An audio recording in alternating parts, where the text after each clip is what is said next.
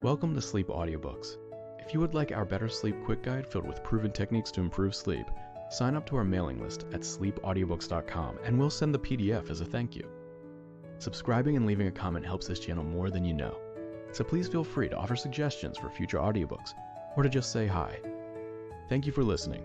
We hope you have an excellent night's sleep. This is Sleep Audiobooks. The Kybalion. Introduction. We take great pleasure in presenting to the attention of students and investigators of the secret doctrines this little work based upon the world-old Hermetic teachings. There has been so little written upon this subject, notwithstanding the countless references to the teachings in the many works upon occultism, that the many earnest searchers after the arcane truths will doubtless welcome the appearance of this present volume. The purpose of this work is not the enunciation of any special philosophy or doctrine, but rather is to give to the students a statement of the truth that will serve to reconcile the many bits of occult knowledge that they may have acquired, but which are apparently opposed to each other, and which often serve to discourage and disgust the beginner in the study. Our intent is not to erect a new temple of knowledge, but rather to place in the hands of the student a master key with which he may open the many inner doors in the temple of mystery through the main portals he has already entered. There is no portion of the occult teachings possessed by the world which have been so closely guarded as the fragments of the Hermetic teachings which have come down to us over the tens of centuries which have elapsed since the lifetime of its great founder, Hermes Trismegistus, the scribe of the gods, who dwelt in old Egypt in the days when the present race of men was in its infancy. Contemporary with Abraham, and if the legends be true, an instructor of that venerable sage, Hermes was, and is, the great central sun of occultism, whose rays have served to illumine the countless teachings which have been promulgated since his time. All the fundamental and basic teachings embedded in the esoteric teachings of every race may be traced back to Hermes. Even the most ancient teachings of India undoubtedly have their roots in the original Hermetic teachings. From the land of the Ganges, many advanced occultists wandered to the land of Egypt and sat at the feet of the Master. From him they obtained the Master Key, which explained and reconciled their divergent views, and thus the secret doctrine was firmly established. From other lands also came the learned ones, all of whom regarded Hermes as the master of masters, and his influence was so great that in spite of the many wanderings from the path on the part of the centuries of teachers in these different lands, there may still be found a certain basic resemblance and correspondence which underlies the many and often quite divergent theories entertained and taught by the occultists of these different lands today.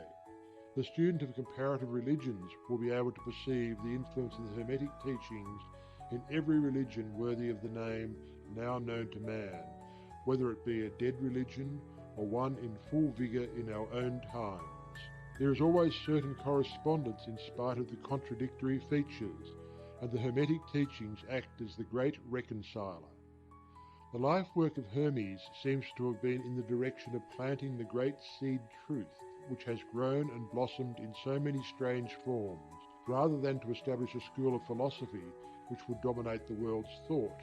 But nevertheless, the original truths taught by him have been kept intact in their original purity by a few men in each age, who, refusing great numbers of half-developed students and followers, followed the Hermetic custom and reserved their truth for the few who are ready to comprehend and master it.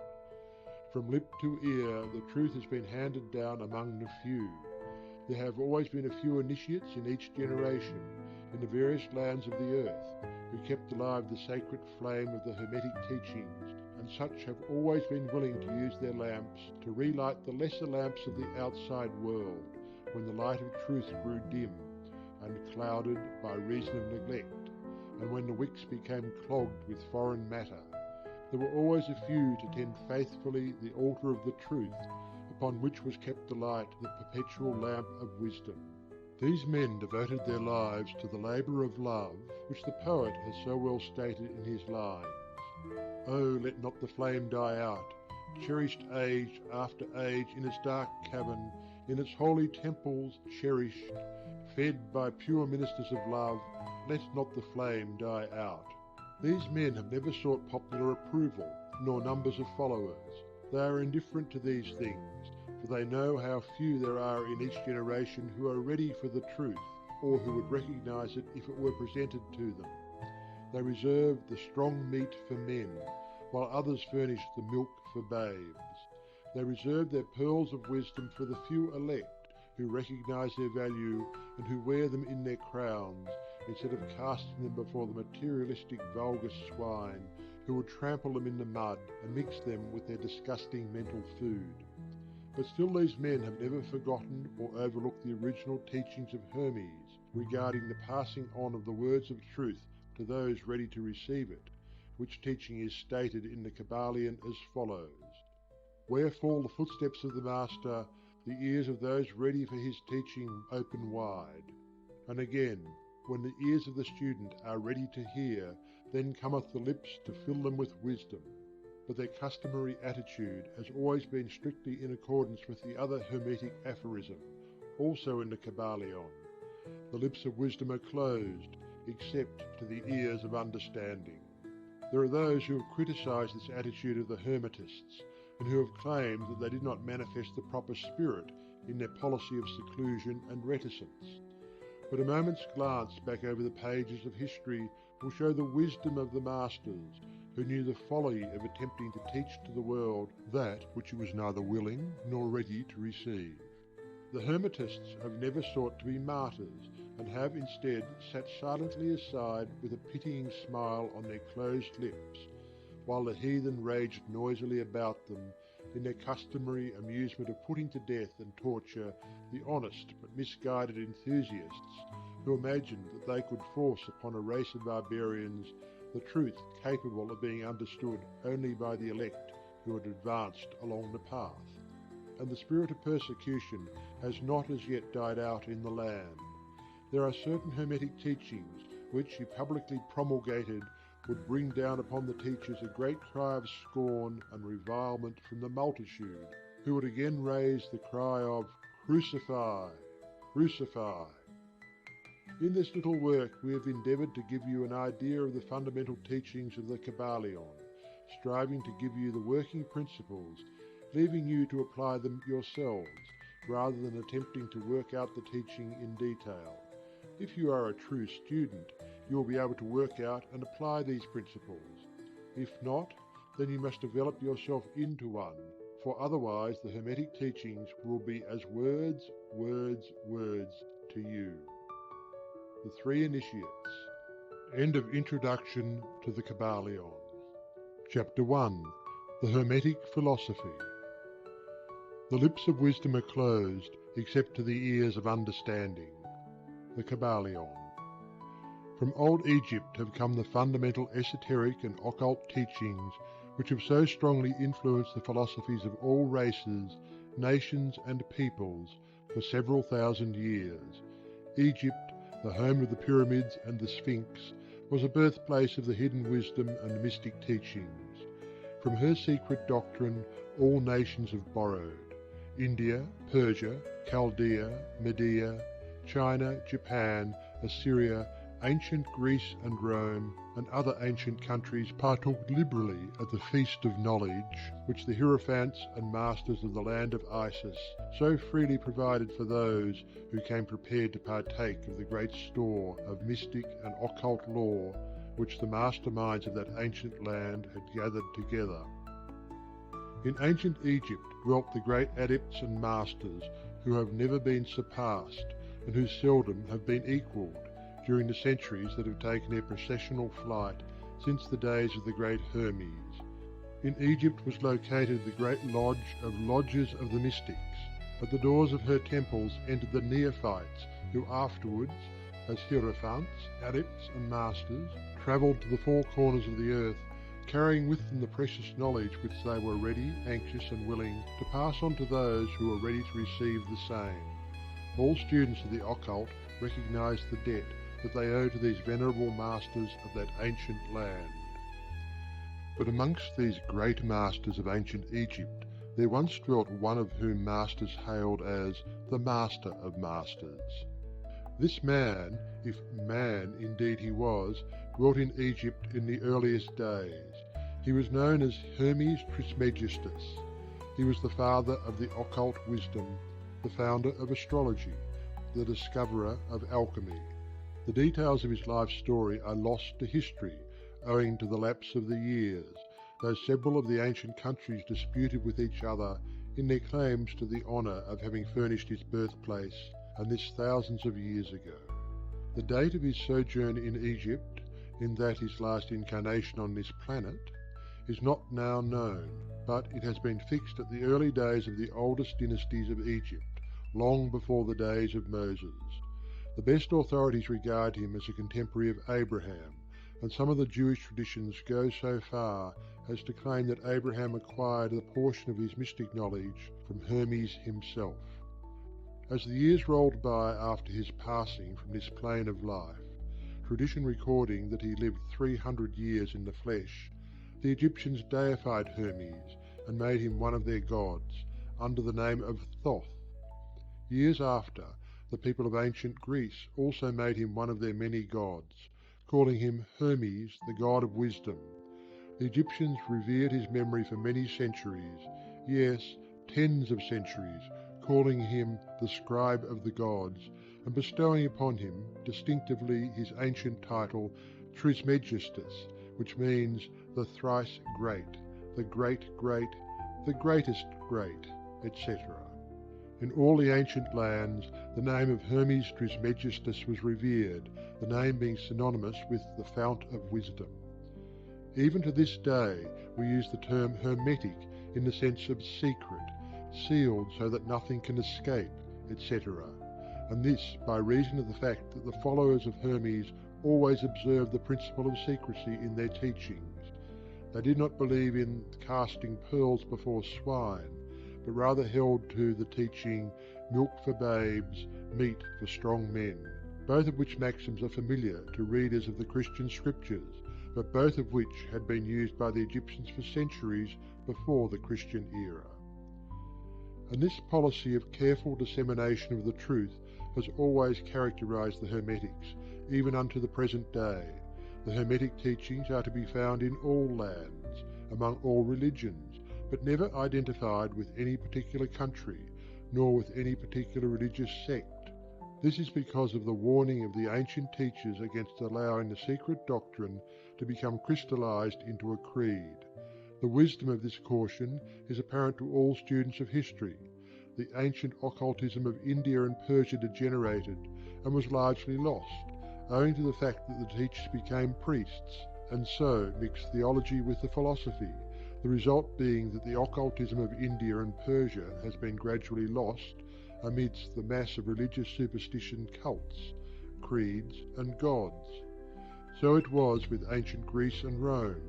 So it was with the Hermetic teachings of the Gnostics and early Christians, which were lost at the time of Constantine, whose iron hand smothered philosophy with the blanket of theology, losing to the Christian Church that which was its very essence and spirit, and causing it to grope throughout several centuries before it found the way back to its ancient faith, the indications apparent to all careful observers in this 20th century being that the Church is now struggling to get back to its ancient mystic teachings. But there were always a few faithful souls who kept alive the flame, tending it carefully, and not allowing its light to become extinguished. And thanks to these staunch hearts and fearless minds, we have the truth still with us. But it is not found in books to any great extent. It has been passed along from master to student, from initiate to hierophant, from lip to ear. When it was written down at all, its meaning was veiled in terms of alchemy and astrology, so that only those possessing the key could read it aright. This was made necessary in order to avoid the persecutions of the theologians of the Middle Ages, who fought the secret doctrine with fire and sword, stake, gibbet, and cross. Even to this day there will be found but few reliable books on the Hermetic philosophy. although there are countless references to it in many books written on various phases of occultism. And yet, the Hermetic philosophy is the only master key which will open all the doors of the occult teachings. In the early days, there was a compilation of certain basic Hermetic doctrines, passed on from teacher to student, which was known as the Kybalion, the exact significance and meaning of the term having been lost for several centuries. This teaching, however, is known to many to whom it has descended, from mouth to ear, on and on throughout the centuries. Its precepts have never been written down or printed, so far as we know. It was merely a collection of maxims, axioms, and precepts, which were non-understandable to outsiders, but which were readily understood by students, after the axioms, maxims, and precepts have been explained and exemplified by the Hermetic initiates to their neophytes. These teachings really constituted the basic principles of the art of Hermetic alchemy, which, contrary to general belief, dealt in the mastery of mental forces rather than material elements, the transmutation of one kind of mental vibrations into others, instead of the changing of one kind of metal into another. The legends of the Philosopher's Stone, which would turn base metal into gold, was an allegory relating to Hermetic philosophy, readily understood by all students of true Hermeticism.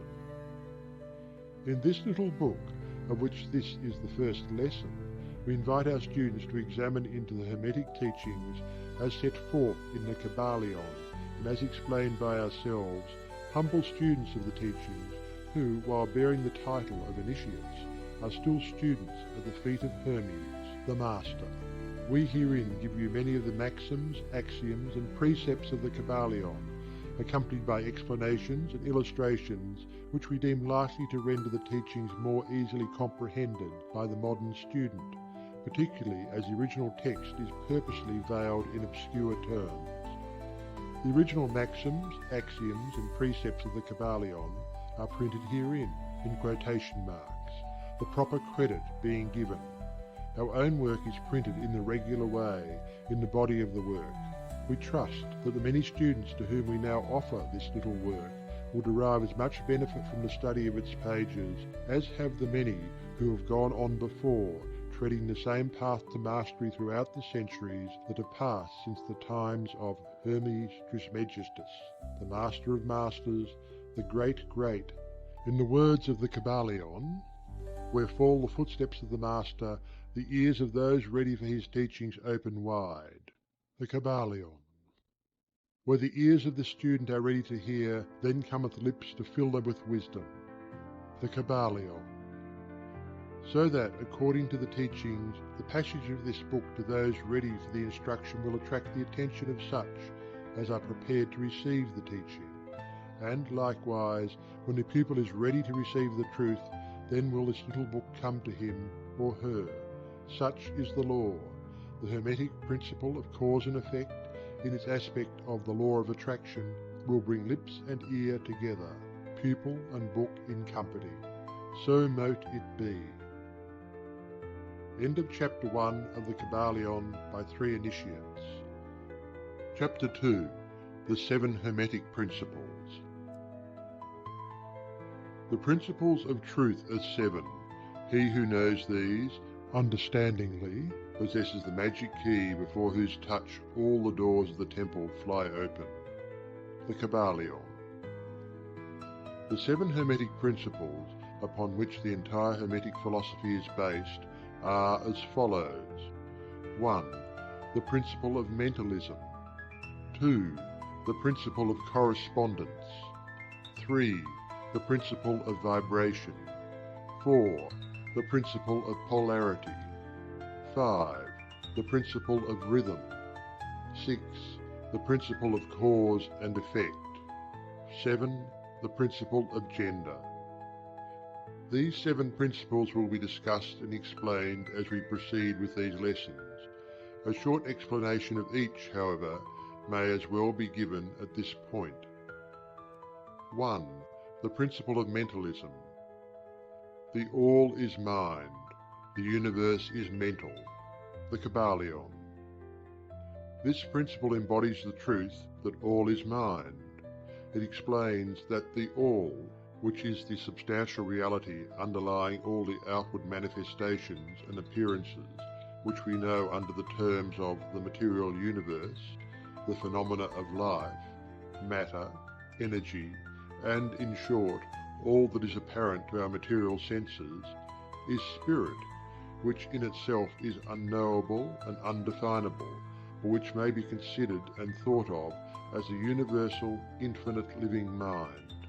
It also explains that all the phenomenal world or universe is simply a mental creation of the all, subject to the laws of created things, and that the universe as a whole and in its parts or units has its existence in the mind of the all, in which mind we live and move and have our being. This principle, by establishing the mental nature of the universe, easily explains all of the varied mental and psychic phenomena that occupy such a large portion of the public attention, and which, without such explanation, are non-understandable and defy scientific treatment. An understanding of this great Hermetic principle of mentalism enables the individual to readily grasp the laws of the mental universe and to apply the same to his well-being and advancement. The Hermetic student is enabled to apply intelligently the great mental laws instead of using them in a haphazard manner. With the master key in his possession, the student may unlock the many doors of the mental and psychic temple of knowledge and enter the same freely and intelligently. This principle explains the true nature of energy, power, and matter, and why and how all these are subordinate to the mastery of mind. One of the old Hermetic masters wrote long ages ago, "He who grasps the truth of the mental nature of the universe is well advanced on the path to mastery." And these words are as true today as at the time they were first written. Without this master key, mastery is impossible, and the student knocks in vain at the many doors of the temple. 2. The principle of correspondence. As above, so below. As below, so above. The Kybalion.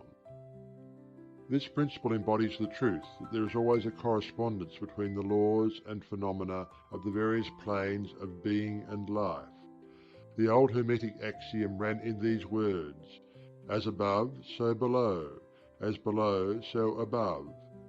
And the grasping of this principle gives one the means of solving many a dark paradox and hidden secret of nature.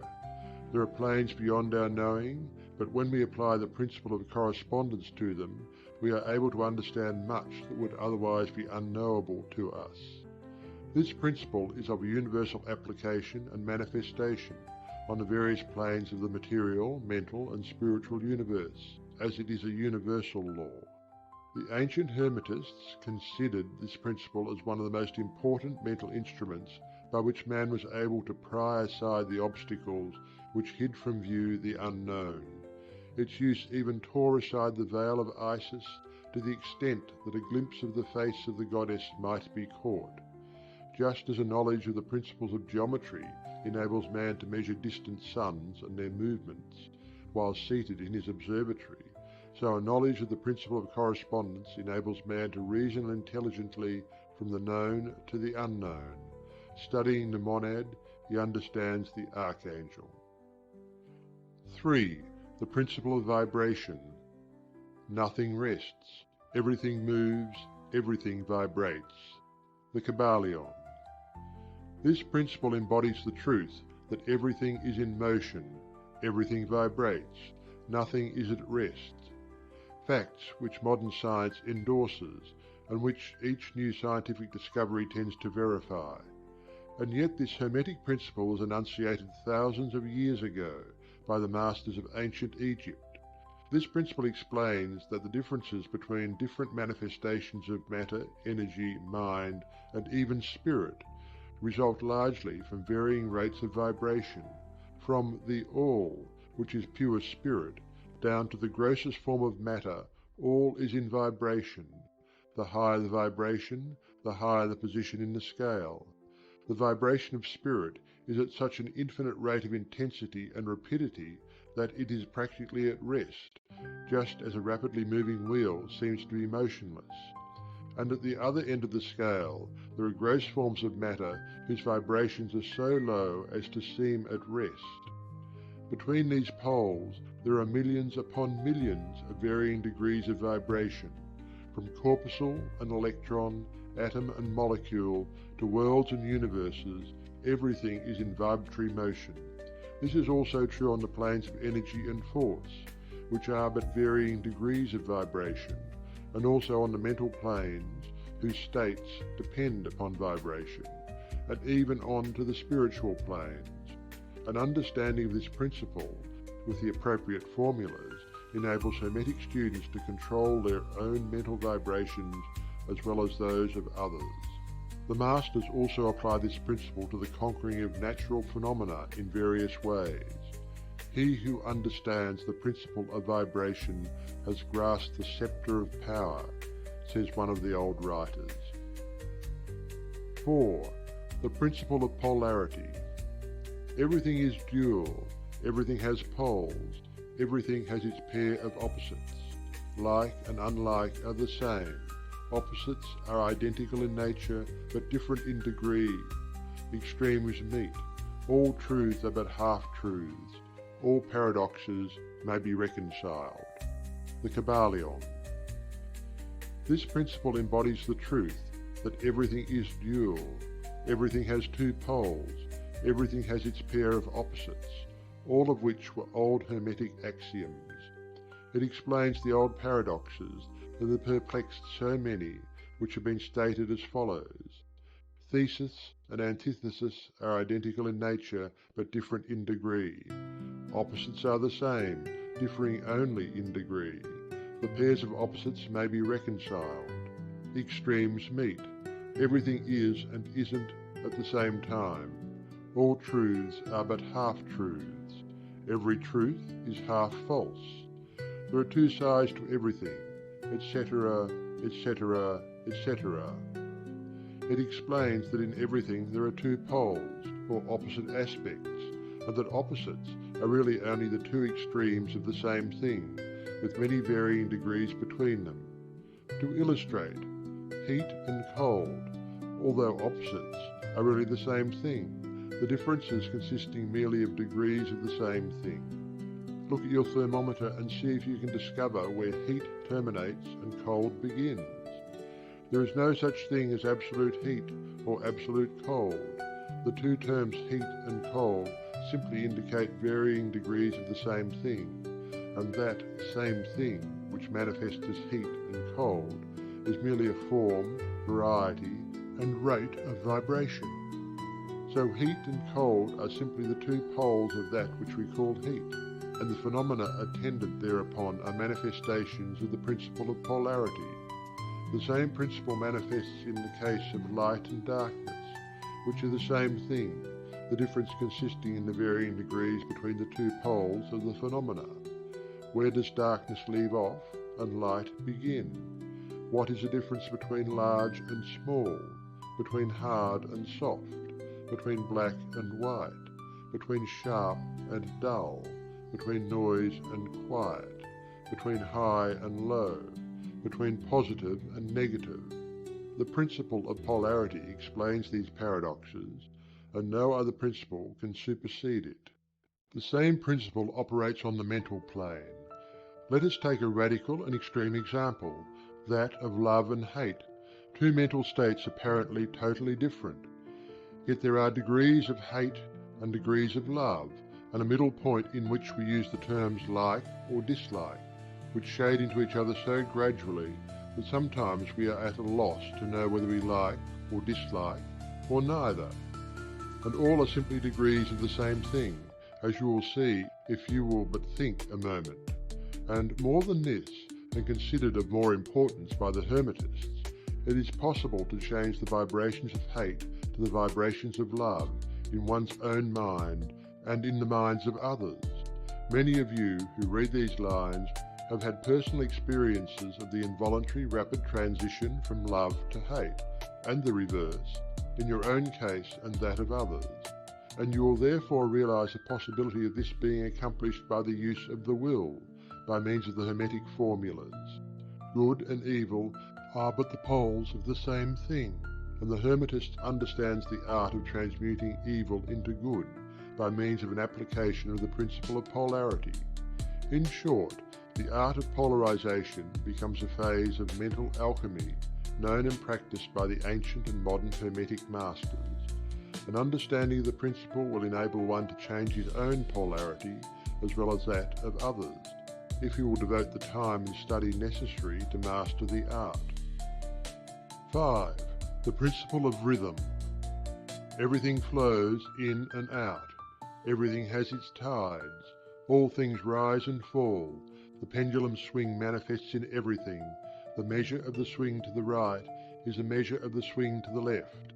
Rhythm compensates. The Kybalion.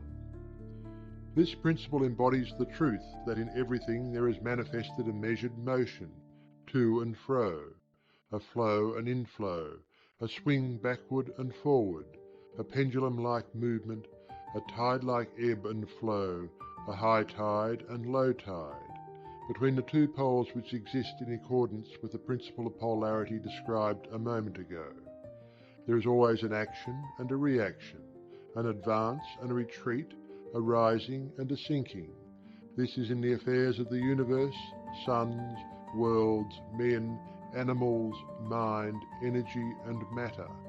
This law is manifest in the creation and destruction of worlds, in the rise and fall of nations, in the life of all things, and finally, in the mental states of man. And it is with this latter that the Hermetists find the understanding of the principle most important. The Hermetists have grasped this principle, finding its universal application, and have also discovered certain means to overcome its effects in themselves by the use of the appropriate formulas and methods. They apply the mental law of neutralization. They cannot annul the principle or cause it to cease its operation, but they have learnt how to escape its effects upon themselves, to a certain degree depending upon the mastery of the principle. They have learned how to use it instead of being used by it. In this and similar methods consists the art of the Hermetists.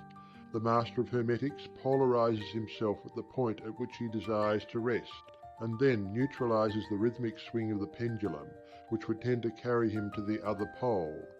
All individuals who have attained any degree of self-mastery do this to a certain degree, more or less unconsciously. But the master does this consciously and by the use of his will, and attains a degree of poise and mental firmness almost impossible of belief on the part of the masses, who are swung backward and forward like a pendulum. This principle and that of polarity have been closely studied by the Hermetists, and the methods of counteracting, neutralizing, and using them form an important part of the Hermetic mental alchemy. 6. The principle of cause and effect. Every cause has its effect, every effect has its cause, everything happens according to law. Chance is but a name for law not recognized. There are many planes of causation, but nothing escapes the law. The Kybalion.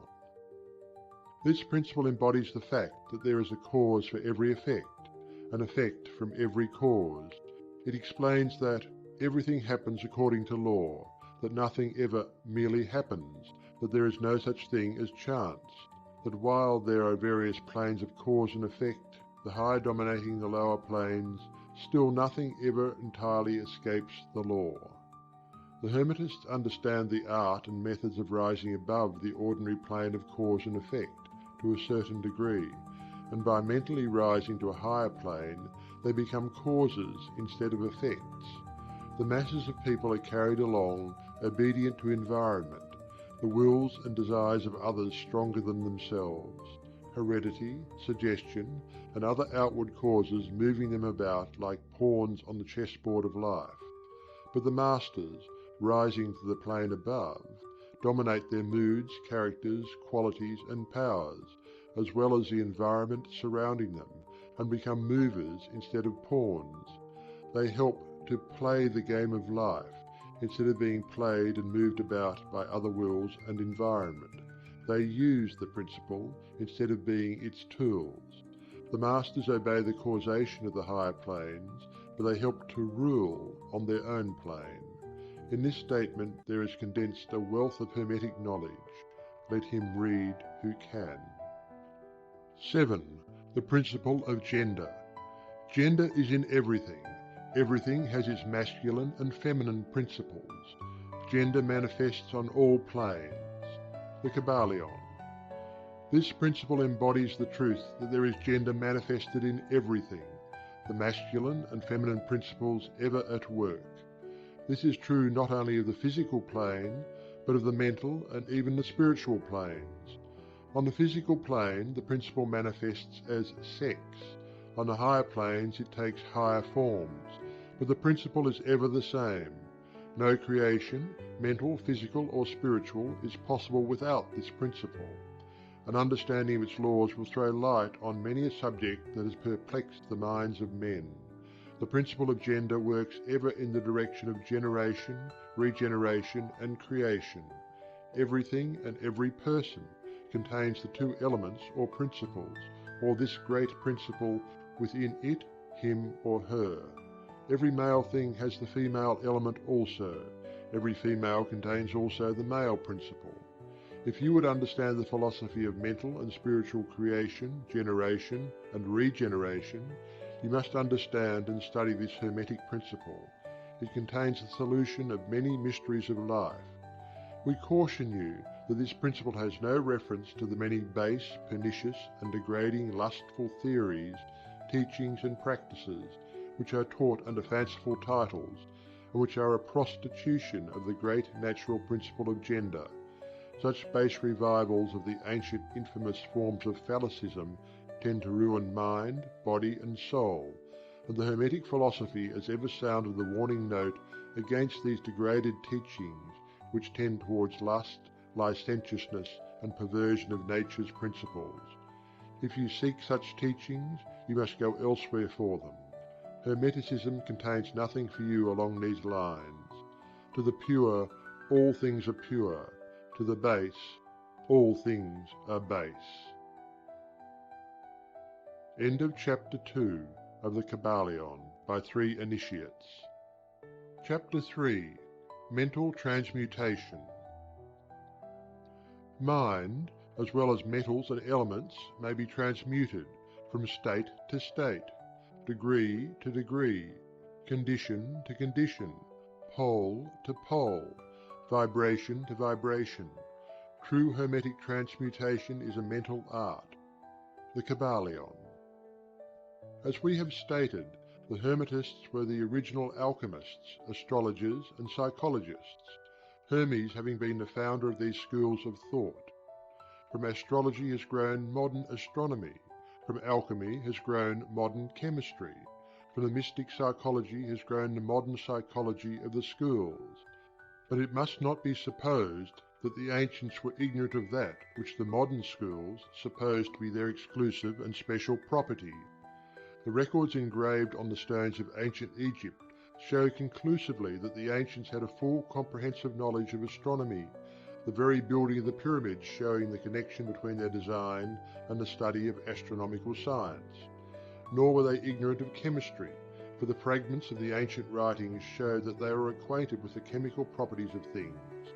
In fact, the ancient theories regarding physics are being slowly verified by the latest discoveries of modern science, notably those relating to the constitution of matter.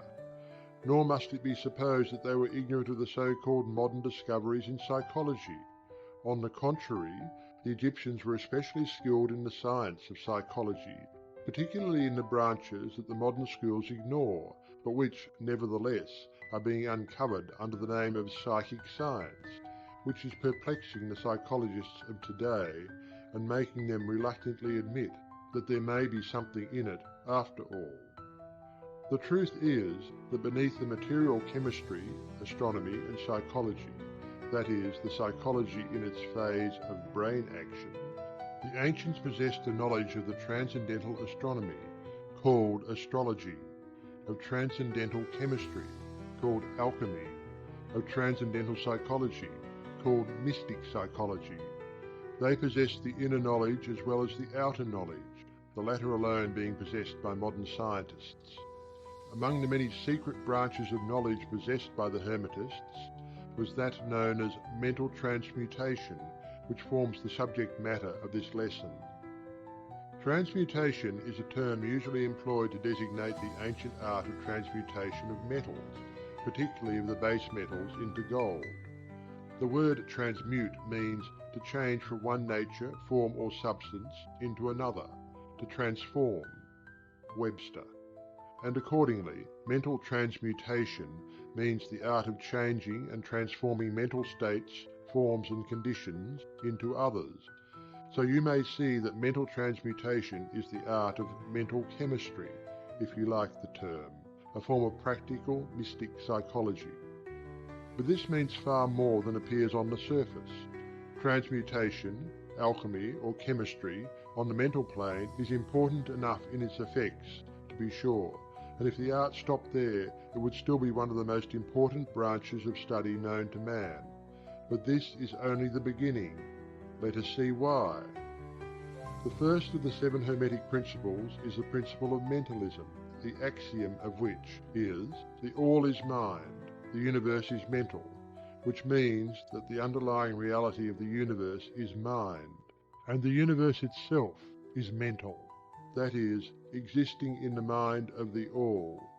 We shall consider this principle in succeeding lessons, but let us see the effect of the principle if it be assumed to be true.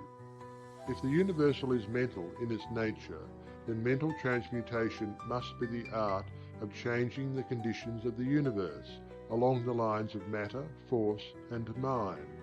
So you see, therefore, that mental transmutation is really the magic of which the ancient writers had so much to say in their mystical works, and about which they gave so few practical instructions. If all be mental, then the art which enables one to transmute mental conditions must render the master the controller of material conditions as well as those ordinarily called mental. As a matter of fact, none but advanced mental alchemists have been able to attain the degree of power necessary to control the grosser physical conditions, such as the control of the elements of nature, the production or cessation of tempests, the production and cessation of earthquakes and other great physical phenomena. But that such men have existed, and do exist today, is a matter of earnest belief to all advanced occultists of all schools. That the masters exist and have these powers, the best teachers assure their students, having had experiences which justify them in such belief and statements. These masters do not make public exhibitions of their powers, but seek seclusion from the crowds of men, in order to better work their way along the path of attainment. We mention their existence at this point merely to call your attention to the fact that their power is entirely mental and operates along the lines of the higher mental transmutation under the Hermetic principle of mentalism. The universe is mental, the Kybalion. But students and Hermetists of lesser degree than masters, the initiates and teachers, are able to freely work along the mental plane in mental transmutation.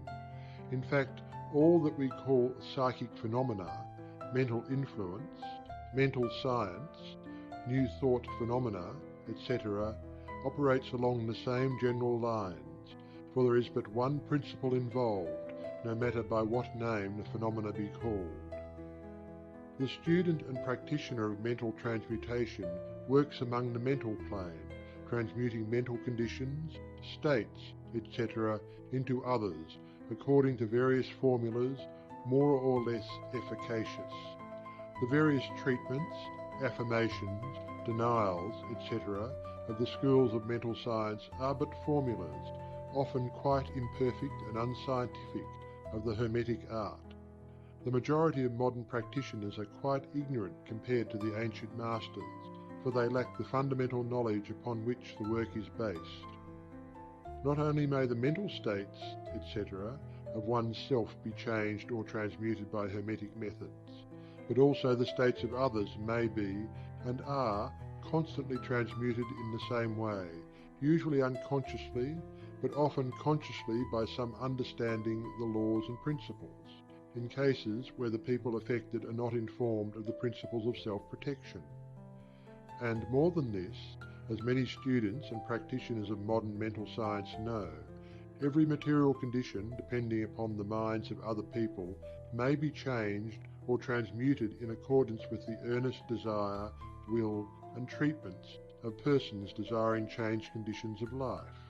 The public is so generally informed regarding these things at present that we do not deem it necessary to mention the same at length, our purpose at this point being merely to show the Hermetic principle and art underlying all of these various forms of practice, good and evil, for the force can be used in opposite directions according to the Hermetic principles of polarity. In this little book we shall state the basic principles of mental transmutation, that all who read may grasp the underlying principles and thus possess the master key that will unlock the many doors of the principle of polarity. We shall now proceed to a consideration of the first of the Hermetic 7 principles, the principle of mentalism, in which is explained the truth that the all is mind, the universe is mental, in the words of the Kybalion. We ask the close attention and careful study of this great principle on the part of our students, for it is really the basic principle of the whole Hermetic philosophy and of the Hermetic art of mental transmutation. End of Chapter 3 of the Kybalion by 3 Initiates. Chapter 4. The All. Under and back of the universe of time, space and change is ever to be found the substantial reality, the fundamental truth. The Kybalion. Substance means that which underlies all outward manifestations, the essence, the essential reality, the thing in itself, etc. Substantial means actually existing, being the essential element, being real, etc. Reality means the state of being real, true, enduring, valid, fixed, permanent, actual, etc. Under and behind all outward appearances or manifestations, there must always be a substantial reality. This is the law. Man, considering the universe, of which he is a unit, sees nothing but change in matter, forces, and mental states. He sees that nothing really is, but that everything is becoming and changing. Nothing stands still. Everything is being born, growing, dying. The very instant a thing reaches its height, it begins to decline. The law of rhythm is in constant operation. There is no reality, enduring quality, fixity, or substantiality in anything. Nothing is permanent but change. He sees all things evolving from other things and resolving into other things, a constant action and reaction, inflow and outflow, building up and tearing down, creation and destruction, birth, growth and death. Nothing endures but change. And if he be a thinking man, he realizes that all of these changing things must be but outward appearances or manifestations of some underlying power, some substantial reality. All thinkers, in all lands and in all times, have assumed the necessity for postulating the existence of this substantial reality. All philosophies worthy of the name have been based upon this thought. Men have given this substantial reality many names. Some have called it by the name of deity, under many titles. Others have called it the infinite and eternal energy. Others have tried to call it matter, but all have acknowledged its existence. It is self-evident. It needs no argument. In these lessons we have followed the example of some of the world's greatest thinkers, both ancient and modern, the Hermetic masters, and have called this underlying power, this substantial reality, by the Hermetic name of the All, which term we consider the most comprehensive of the many terms applied by man to that which transcends names and terms. We accept and teach the view of the great Hermetic thinkers of all times, as well as of those illumined souls who have reached higher planes of being, both of whom assert that the inner nature of the All is unknowable. This must be so, for naught by the All itself can comprehend its own nature and being. The Hermetists believe and teach that the All, in itself, is and must ever be unknowable. They regard all the theories, guesses and speculations of the theologians and metaphysicians regarding the inner nature of the All as but the childish efforts of mortal minds to grasp the secret of the infinite. Such efforts have always failed and will always fail from the very nature of the task. One pursuing such inquiries travels around and around in the labyrinth of thought until he is lost to all sane reasoning, action or conduct, and is utterly unfitted for the work of life. He is like the squirrel which frantically runs around and around the circling treadmill wheel of his cage, travelling ever and yet reaching nowhere, at the end a prisoner still, and standing just where he started. And still more presumptuous are those who attempt to ascribe to the All the personality, qualities, properties, characteristics and attributes of themselves, ascribing to the All the human emotions, feelings and characteristics, even down to the pettiest qualities of mankind, such as jealousy, susceptibility to flattery and praise, desire for offerings and worship, and all the other survivals from the days of the childhood of the race. Such ideas are not worthy of grown men and women, and are rapidly being discarded. At this point, it may be proper for me to state that we make a distinction between religion and theology, between philosophy and metaphysics. Religion, to us, means that intuitional realization of the existence of the All and one's relationship to it, while theology means the attempts of men to ascribe personality, qualities, and characteristics to it, their theories regarding its affairs, will, desires, plans, and designs, and their assumption of the office of middlemen between the All and the people.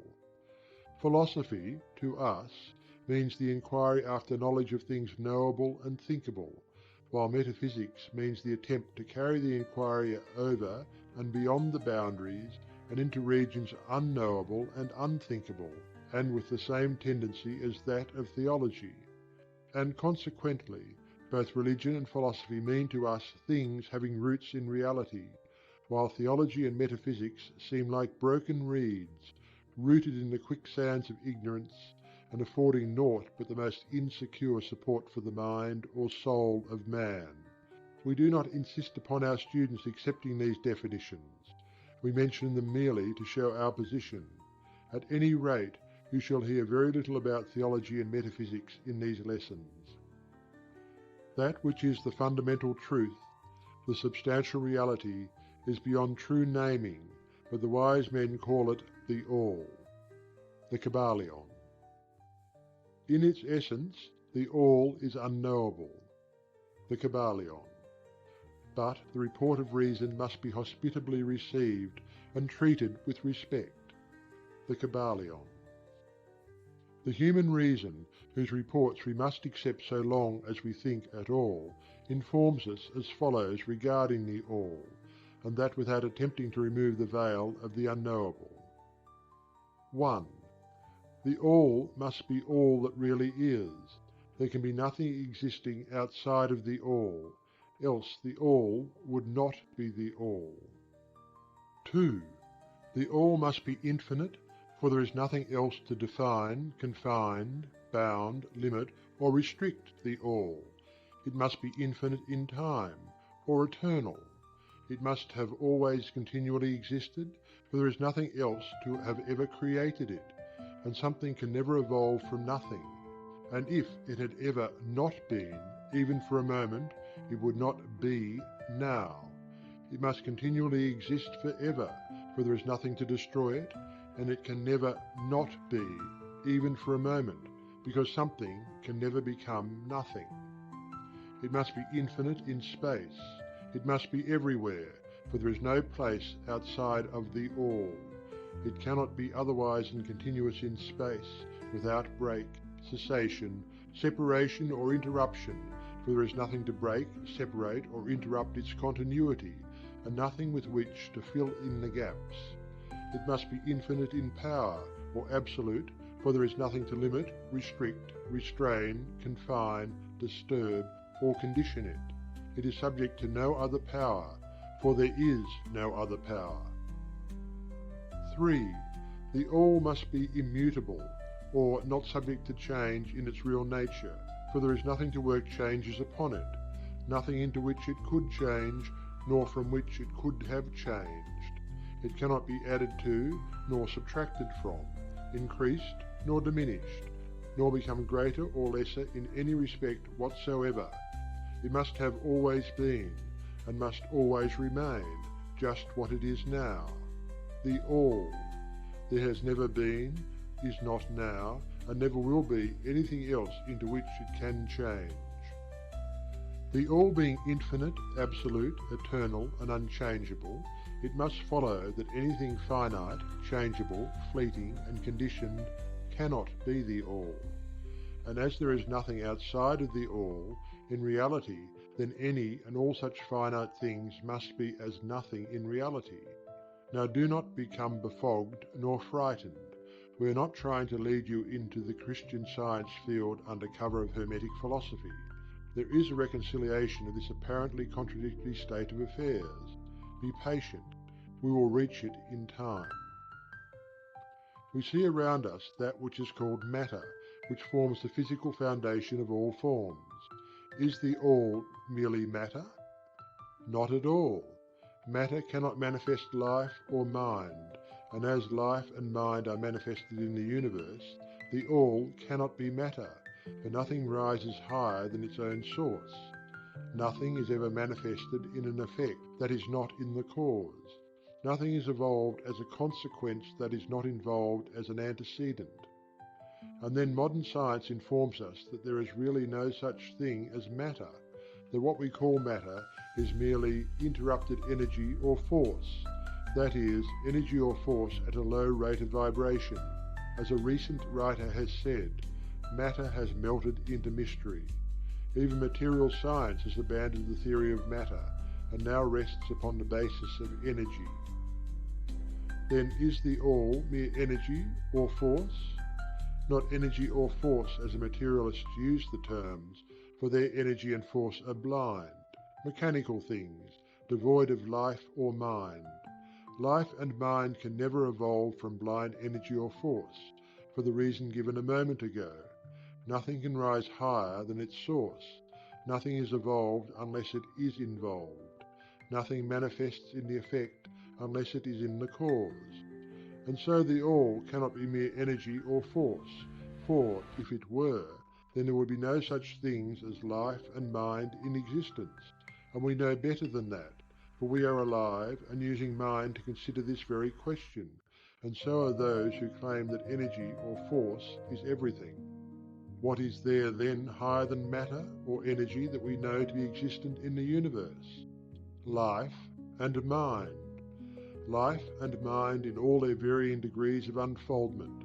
Then, you ask, do you mean to tell us that the All is life and mind? Yes and no, is our answer. If you mean life and mind as we poor petty mortals know them, we say no. The All is not that. But what kind of life and mind do you mean, you ask? The answer is living mind, as far above that which mortals know by those words as life and mind are higher than mechanical forces or matter. Infinite living mind as compared to finite life and mind. We mean that which the illumined souls mean when they reverently pronounce the word spirit. The All is infinite living mind. The illumined call it spirit. End of chapter 4 of the Kybalion by 3 initiates. Chapter 5. The Mental Universe. The universe is mental, held in the mind of the All. The Kybalion. The All is spirit. But what is spirit? This question cannot be answered for the reason that its definition is practically that of the All, which cannot be explained or defined. Spirit is simply a name that men give to the highest conception of infinite living mind. It means the real essence. It means living mind, as much superior to life and mind as we know them, as the latter are superior to mechanical energy and matter. Spirit transcends our understanding, and we use the term merely that we may think or speak of the All. For the purposes of thought and understanding, we are justified in thinking of Spirit as infinite living mind, at the same time acknowledging that we cannot fully understand it. We must either do this or stop thinking of the matter at all. Let us now proceed to a consideration of the nature of the universe, as a whole and in its parts. What is the universe? We have seen that there can be nothing outside of the All. Then is the universe the All? No, this cannot be, because the universe seems to be made up of many, and is constantly changing, and in other ways it does not measure up to the ideas that we are compelled to accept regarding the All, as stated in our last lesson. Then if the universe be not the All, then it must be nothing. Such is the inevitable conclusion of the mind at first thought. But this will not satisfy the question, for we are sensible of the existence of the universe. Then if the universe is neither the All nor nothing, what can it be? Let us examine this question. If the universe exists at all, or seems to exist, it must proceed in some way from the All. It must be a creation of the All. But as something can never come from nothing, from what could the All have created it? Some philosophers have answered this question by saying the All created the universe from itself, that is, from the being and substance of the All. But this will not do, for the All cannot be subtracted from, nor divided, as we have seen. And then again, if this be so, would not each particle in the universe become aware of its being the All? The All could not lose its knowledge of itself, nor actually become an atom or blind force or lowly living thing. Some men, indeed, realizing that the All is indeed All, and also recognizing that they, the men, existed, have jumped to the conclusion that they and the All were identical, and they have filled the air with shouts of, "I am God," to the amusement of the multitude and the sorrow of sages. The claim of the corpuscle that "I am man" will be modest in comparison. But what indeed is the universe, if it be not the All, not yet created by the All, having separated itself into fragments? What else can it be? Of what else can it be made? This is the great question. Let us examine it carefully. We find here that the principle of correspondence, see Lesson 1, comes to our aid here. The old Hermetic axiom, as above, so below, may be pressed into service at this point. Let us endeavour to get a glimpse of the workings on higher planes by examining those on our own. The principle of correspondence must apply to this as well as to other problems. Let us see. On his own plane of being, how does man create? Well, first, he may create by making something out of outside materials. But this will not do, for there are no materials outside of the All with which it may create. Well then, secondly, man procreates or reproduces his kind by the process of begetting, which is self-multiplication, accomplished by transferring a portion of his substance to his offspring. But this will not do, because the All cannot transfer or subtract a portion of itself, nor can it reproduce or multiply itself. In the first place, there would be a taking away, and in the second case, a multiplication or addition to the All, both thoughts being an absurdity. Is there no third way in which man creates? Yes, there is. He creates mentally, and in so doing he uses no outside materials, nor does he reproduce himself, and yet his spirit pervades the mental creation. Following the principle of correspondence, we are justified in considering that the All creates the universe mentally, in a manner akin to the process whereby man creates mental images. And here is where the report of reason tallies precisely with the report of the illumined, as shown by their teachings and writings. Such are the teachings of the wise men. Such was the teaching of Hermes. The All can create in no other way except mentally, without either using material, and there is none to use, or else reproducing itself, which is also impossible. There is no escape from this conclusion of the reason, which, as we have said, agrees with the highest teachings of the illumined. Just as you, student, may create a universe of your own in your mentality, so does the All create universes in its own mentality. But your universe is a mental creation of a finite mind, whereas that of the All is the creation of an infinite. The two are similar in kind, but infinitely different in degree.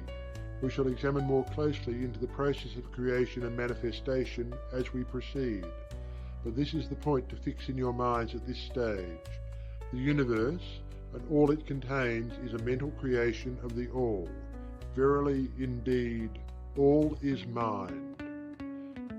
The All creates in its infinite mind countless universes, which exist for eons of time, and yet to the All, the creation, development, decline and death of a million universes is as the time of the twinkling of an eye. The Kybalion. The infinite mind of the All is the womb of universes. The Kybalion. The principle of gender, see Lesson 1 and other lessons to follow, is manifested on all planes of life, material, mental and spiritual. But, as we have said before, gender does not mean sex. Sex is merely a material manifestation of gender. Gender means relating to generation or creation, and wherever anything is generated or created on any plane, the principle of gender must be manifested, and this is true even in the creation of universes. Now do not jump to the conclusion that we are teaching that there is a male and female God, or Creator. That idea is merely a distortion of the ancient teachings on the subject. The true teaching is that the All, in itself, is above gender, as it is above every other law, including those of time and space. It is the law from which the laws proceed, and it is not subject to them. But when the All manifests on the plane of generation or creation, then it acts according to law and principle, for it is moving on a lower plane of being, and consequently it manifests the principle of gender in its masculine and feminine aspects, on the mental plane, of course. This idea may seem startling to some of you who hear it for the first time, but you have all really passively accepted it in your everyday conceptions. You speak of the fatherhood of God, and the motherhood of nature, of God the Divine Father, and nature the Universal Mother, and have thus instinctively acknowledged the principle of gender in the universe. Is this not so? But the Hermetic teaching does not imply a real duality. The All is one. The two aspects are merely aspects of manifestation. The teaching is that the masculine principle manifested by the All stands, in a way, apart from the actual mental creation of the universe. It projects its will toward the feminine principle, which may be called nature, whereupon the latter begins the actual work of the evolution of the universe, from simple centres of activity on to man, then on and on still higher, all according to well-established and firmly enforced laws of nature. If you prefer the old figures of thought, you may think of the masculine principle as God the Father, and of the feminine principle as nature, the Universal Mother, from whose womb all things have been born. This is more than a mere poetic figure of speech. It is an idea of the actual process of the creation of the universe. But always remember that the All is but one, and that in its infinite mind the universe is generated, created, and exists. It may help you to get the proper idea if you will apply the law of correspondence to yourself and your own mind. You know that the part of you which you call I, in a sense, stands apart and witnesses the creation of mental images in your own mind. The part of your mind in which the mental generation is accomplished may be called the Me, in distinction from the I, which stands apart and witnesses and examines the thoughts, ideas and images of the Me. As above, so below, remember? And the phenomena of one plane may be employed to solve the riddles of higher or lower planes. Is it any wonder that you, the child, feel that instinctive reverence for the All, which feeling we call religion, that respect and reverence for the Father Mind? Is it any wonder that, when you consider the works and wonders of nature, you are overcome with a mighty feeling which has its roots away down in your inmost being? It is the Mother Mind that you are pressing close up to, like a babe to the breast. Do not make the mistake of supposing that the little world you see around you, the earth, which is a mere grain of dust in the universe, is the universe itself. There are millions upon millions of such worlds, and greater, and there are millions and millions of such universes in existence within the infinite mind of the All. And even in our own little solar system there are regions and planes of life far higher than ours, and beings compared to which we earthbound mortals are as the slimy life forms that dwell on the ocean's bed when compared to man. There are beings with powers and attributes higher than man has ever dreamed of the gods possessing. And yet these beings were once as you, and still lower, and you will be even as they, and still higher in time, for such is the destiny of man as reported by the illumined.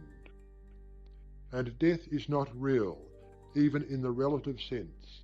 It is but birth to a new life, and you shall go on, and on, and on, and on, to higher and still higher planes of life, for eons upon eons of time. The universe is your home, and you shall explore its farthest recesses before the end of time. You are dwelling in the infinite mind of the All, and your possibilities and opportunities are infinite, both in time and space. And at the end of the grand cycle of eons, when the All shall draw back into itself all of its creations, you will go gladly, for you will then be able to know the whole truth of being at one with the All. Such is the report of the illumined, those who have advanced well along the path. And in the meantime, rest calm and serene. You are safe and protected by the infinite power of the Father-Mother Mind.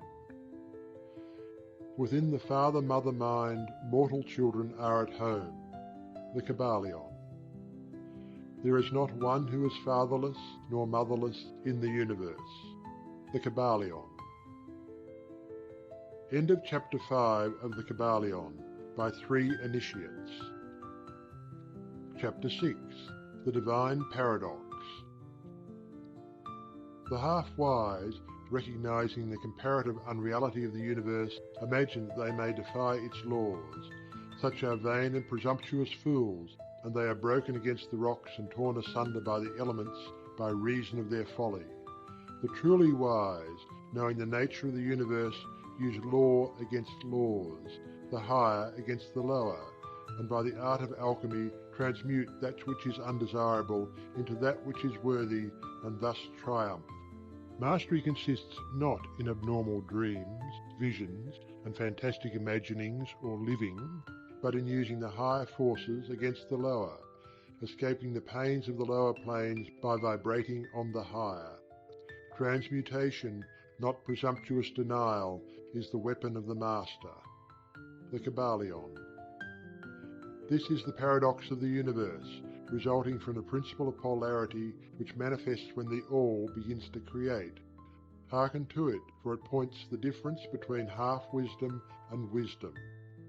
While to the infinite All, the universe, its laws, its powers, its life, its phenomena, are as things witnessed in the state of meditation or dream, yet to all that is finite, the universe must be treated as real, and life, and action, and thought must be based thereupon accordingly, although with an ever-increasing understanding of the higher truth, each according to its own planes and laws.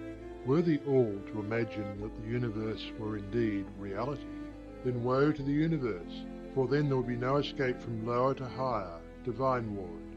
Then would the universe become a fixity, and progress would become impossible. And if man, owing to half-wisdom, acts and lives and thinks of the universe as merely a dream, akin to his own finite dreams, then indeed does it so become for him, and like a sleepwalker he stumbles ever around and around in a circle, making no progress, and being forced into an awakening at last by his falling bruised and bleeding over the natural laws which he ignored. Keep your mind ever on the star, but let your eyes watch over your footsteps, lest you fall into the mire by reason of your upward gaze. Remember the divine paradox, that while the universe is not, still it is. Remember ever the two poles of truth, the absolute and the relative. Beware of half-truths. What Hermetists know as the law of paradox is an aspect of the principle of polarity. The Hermetic writings are filled with references to the appearance of the paradox in the consideration of the problems of life and being. The teachers are constantly warning their students against the error of omitting the other side of any question, and their warnings are particularly directed to the problems of the absolute and the relative, which perplex all students of philosophy, and which cause so many to think and act contrary to what is generally known as common sense. And we caution all students to be sure to grasp the divine paradox of the absolute and relative, lest they become entangled in the mire of the half-truth. With this in view, this particular lesson has been written. Read it carefully. The first thought that comes to the thinking man after he realizes the truth that the universe is a mental creation of the All is that the universe and all that it contains is a mere illusion, an unreality, against which idea his instincts revolt. But this, like all other great truths, must be considered both from the absolute and the relative points of view. From the absolute viewpoint, of course, the universe is in the nature of an illusion, a dream, a phantasmagoria, as compared to the All in itself. We recognize this even in our ordinary view, for we speak of the world as a fleeting show that comes and goes, is born and dies. For the element of impermanence and change, finiteness and unsubstantiality must ever be connected with the idea of a created universe when it is contrasted with the idea of the All, no matter what may be our beliefs concerning the nature of both. Philosopher, metaphysician, scientist and theologian all agree upon this idea, and the thought is found in all forms of philosophical thought and religious conceptions, as well as in the theories of the respective schools of metaphysics and theology. So, the Hermetic teachings do not preach the unsubstantiality of the universe in any stronger terms than those more familiar to you, though their presentation of the subject may seem somewhat more startling. Anything that has a beginning and an ending must be, in a sense, unreal and untrue, and the universe comes under the rule in all schools of thought. From the absolute point of view, there is nothing real except the All, no matter what terms we may use in thinking of or discussing the subject. Whether the universe be created of matter, or whether it be a mental creation in the minds of the All, it is unsubstantial, non-enduring, a thing of time, space, and change. We want you to realize this fact thoroughly before you pass judgment on the Hermetic conception of the mental nature of the universe. Think over any and all of the other conceptions and see whether this be not true of them. But the absolute point of view shows merely one side of the picture. The other side is the relative one. Absolute truth has been defined as things as the mind of God knows them, while relative truth is things as the highest reason of man understands them. And so, while to the All the universe must be unreal and illusionary, a mere dream or result of meditation, nevertheless, to the finite minds forming a part of that universe, and viewing it through mortal faculties, the universe is very real indeed, and must be so considered. In recognizing the absolute view, we must not make the mistake of ignoring or denying the facts and phenomena of the universe, as they present themselves to our mortal faculties. We are not the All, remember. To take familiar illustrations, we all recognize the fact that matter exists to our senses. We will fare badly if we do not. And yet, even our finite minds understand the scientific dictum that there is no such thing as matter from a scientific point of view. That which we call matter is held to be merely an aggregation of atoms, which atoms themselves are merely a grouping of units of force, called electrons or ions, vibrating and in constant circular motion. We kick a stone and we feel the impact. It seems to be real, notwithstanding that we know it to be merely what we have stated above. But remember that our foot, which feels the impact by means of our brains, is likewise matter, so constituted of electrons, and for that matter, so are our brains. And at the best, if it were not by reason of our mind, we would not know the foot or stone at all. Then again, the ideal of the artist or sculptor, which he is endeavouring to reproduce in stone or on canvas, seems very real to him. So do the characters in the mind of the author or dramatist, which he seeks to express so that others may recognise them. And if this be true in the case of our finite minds, what must be the degree of reality in the mental images created in the mind of the infinite? Oh friends, to mortals this universe of mentality is very real indeed. It is the only one we can ever know, though we rise from plane to plane, higher and higher in it. To know it otherwise, by actual experience, we must be the All itself. It is true that the higher we rise in the scale, the nearer to the mind of the Father we reach, the more apparent becomes the illusory nature of finite things. But not until the All finally withdraws us into itself does the vision actually vanish. So we need not dwell upon the feature of illusion. Rather let us, recognizing the real nature of the universe, seek to understand its mental laws and endeavour to use them to the best effect in our upward progress through life, as we travel from plane to plane of being. The laws of the universe are none less iron laws because of the mental nature. All except the All are bound by them. What is in the infinite mind of the All is real, in a degree second only to that reality itself which is vested in the nature of the All. So do not feel insecure or afraid. We are all held firmly in the infinite mind of the All, and there is naught to hurt us or for us to fear. There is no power outside of the All to affect us, so we may rest calm and secure. There is a world of comfort and security in this realization when once attained. Then, calm and peaceful, do we sleep, rocked in the cradle of the deep, resting safely on the bosom of the ocean of infinite mind, which is the All. In the All, indeed, do we live and move and have our being. Matter is none the less matter to us, while we dwell on the plane of matter, although we know it to be merely an aggregation of electrons or particles of force, vibrating rapidly and gyrating round each other in the formations of atoms. The atoms in turn vibrating and gyrating, forming molecules, which latter in turn form larger masses of matter. Nor does matter become less matter when we follow the inquiry still further, and learn from the Hermetic teachings that the force of which the electrons are but units is merely a manifestation of the mind of the All, and, like all else in the universe, is purely mental in its nature. While on the plane of matter we must recognize its phenomena, we may control matter, as all masters of higher or lesser degree do, but we do so by applying the higher forces. We commit a folly when we attempt to deny the existence of matter in the relative aspect. We may deny its mastery over us, and rightly so, but we should not attempt to ignore it in its relative aspect, at least so long as we dwell upon its plane.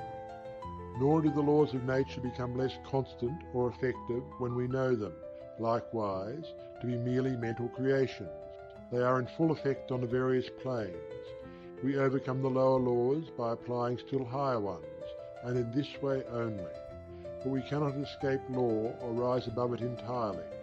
Nothing but the All can escape law, and that because the All is law itself, from which all laws emerge.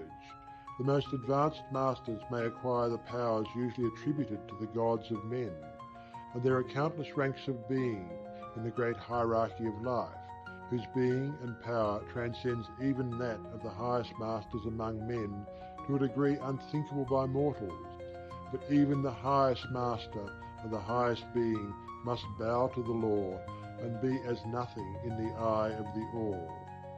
So that if even these highest beings whose powers exceed even those attributed by men to their gods, if even these are bound by and subservient to law, then imagine the presumption of mortal man, of our race and grade, when he dares to consider the laws of nature as unreal, visionary and illusory, because he happens to be able to grasp the truth that all laws are mental in nature, and simply mental creations of the All.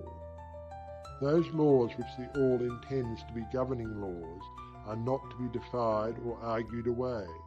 So long as the universe endures, will they endure, for the universe exists merely by virtue of these laws which form its framework and which hold it together. The Hermetic principle of mentalism, while explaining the true nature of the universe upon the principle that all is mental, does not change the scientific conceptions of the universe, life or evolution. In fact, science merely corroborates the Hermetic teachings. The latter merely teaches that the nature of the universe is mental, while modern science has taught that it is material, or, of late, that it is energy at the last analysis. The Hermetic teachings have no fault to find with Herbert Spencer's basic principle, which postulates the existence of an infinite and eternal energy from which all things proceed. In fact, the Hermetics recognise in Spencer's philosophy the highest outside statement of the workings of the natural laws that have ever been promulgated, and they believe Spencer to have been a reincarnation of an ancient philosopher who dwelt in ancient Egypt thousands of years ago, and who later incarnated as Heraclitus, the Grecian philosopher who lived BC 500. And they regard his statement of the infinite and eternal energy as directly in the line of the Hermetic teachings, always with the addition of their own doctrine that his energy is the energy of the mind of the All. With the master key of the Hermetic philosophy, the student of Spencer will be able to unlock many doors of the inner philosophical conceptions of the great English philosopher, whose work shows the results of the preparation of his previous incarnations. His teachings regarding evolution and rhythm are in almost perfect agreement with the Hermetic teachings regarding the principle of rhythm. So the student of Hermetics need not lay aside any of his cherished scientific views regarding the universe. All he is asked to do is to grasp the underlying principle of the All is mind, and the universe is mental, held in the mind of the All. He will find that the other 6 of the 7 principles will fit into his scientific knowledge, and will serve to bring out obscure points and to throw light in dark corners.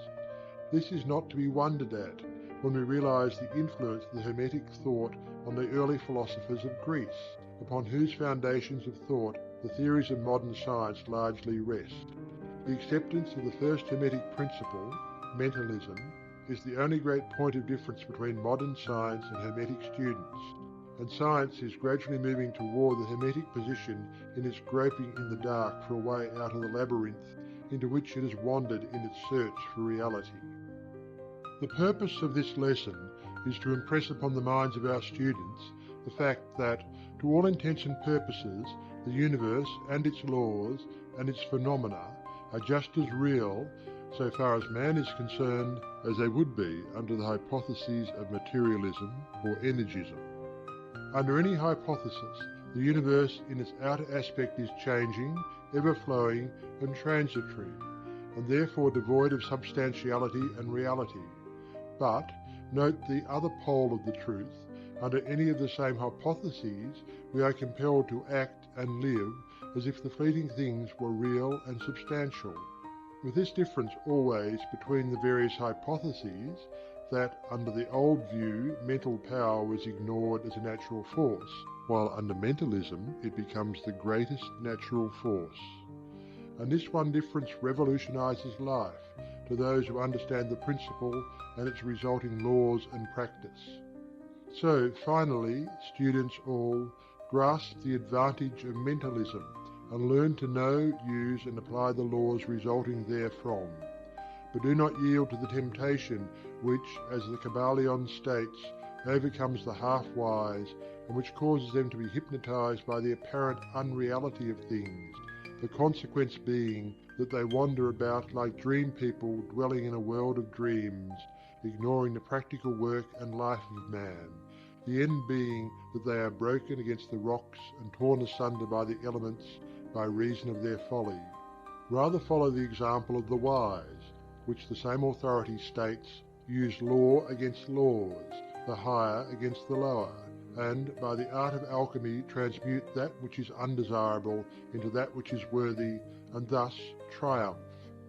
Following the authority, let us avoid the half-wisdom, which is folly, which ignores the truth that mastery consists not in abnormal dreams, visions, and fantastic imaginings or living, but in using the higher forces against the lower, escaping the pains of the lower planes by vibrating on the higher. Remember always, student, that transmutation, not presumptuous denial, is the weapon of the master. The above quotations are from the Kybalion and are worthy of being committed to memory by the student. We do not live in a world of dreams, but in an universe which, while relative, is real so far as our lives and actions are concerned. Our business in the universe is not to deny its existence, but to live using its laws to rise from lower to higher, living on, doing the best that we can under the circumstances arising each day, and living, so far as is possible, to our highest ideas and ideals. The true meaning of life is not known to men on this plane, if indeed to any, but the highest authorities and our own intuitions teach us that we will make no mistake in living up to the best that is in us, so far as is possible, and realizing the universal tendency in the same direction in spite of apparent evidences to the contrary. We are all on the path, and the road leads upward ever, with frequent resting places. Read the message of the Kybalion and follow the example of the wise, avoiding the mistake of the half-wise who perish by reason of their folly. End of Chapter 6 of the Kybalion by 3 initiates. Chapter 7. The All in All. While all is in the all, it is equally true that the all is in all. To him who truly understands this truth hath come great knowledge. The Kybalion.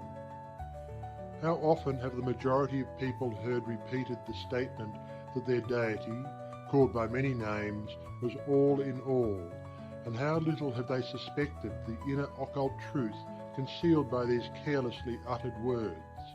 The commonly used expression is a survival of the ancient Hermetic maxim quoted above. As the Kybalion says, to him who truly understands this truth hath come great knowledge. And this being so, let us seek this truth, the understanding of which means so much.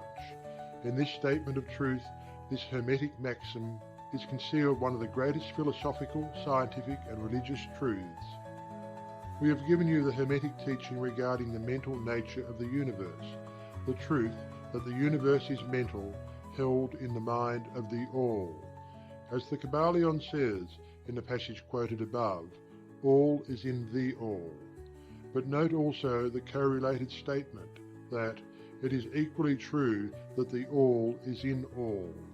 This apparently contradictory statement is reconcilable under the law of paradox.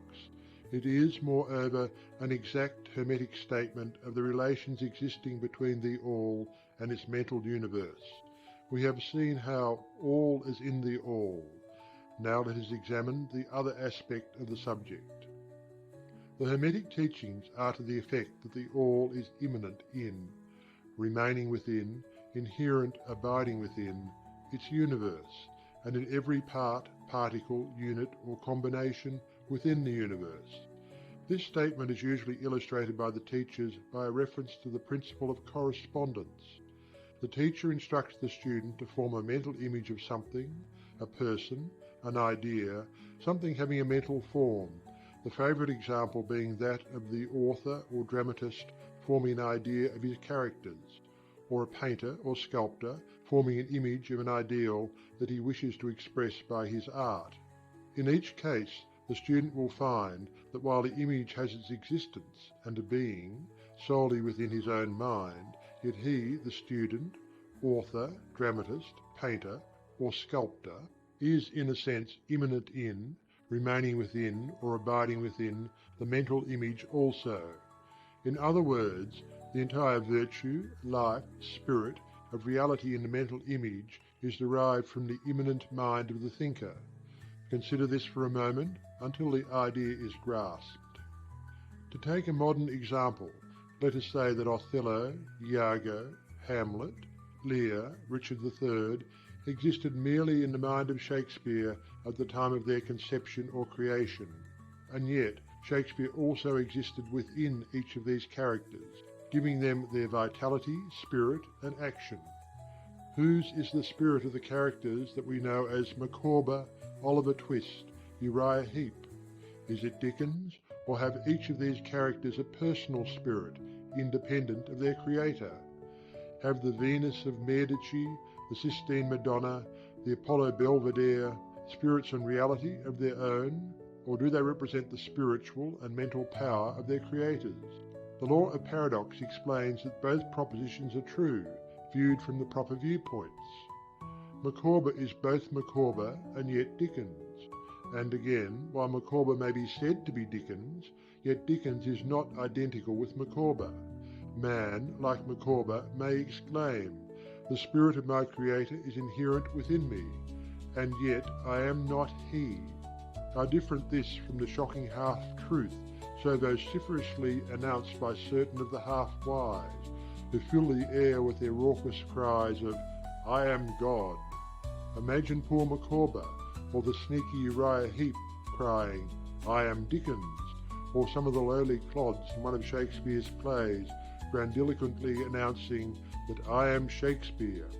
The all is in the earthworm, and yet the earthworm is far from being the all.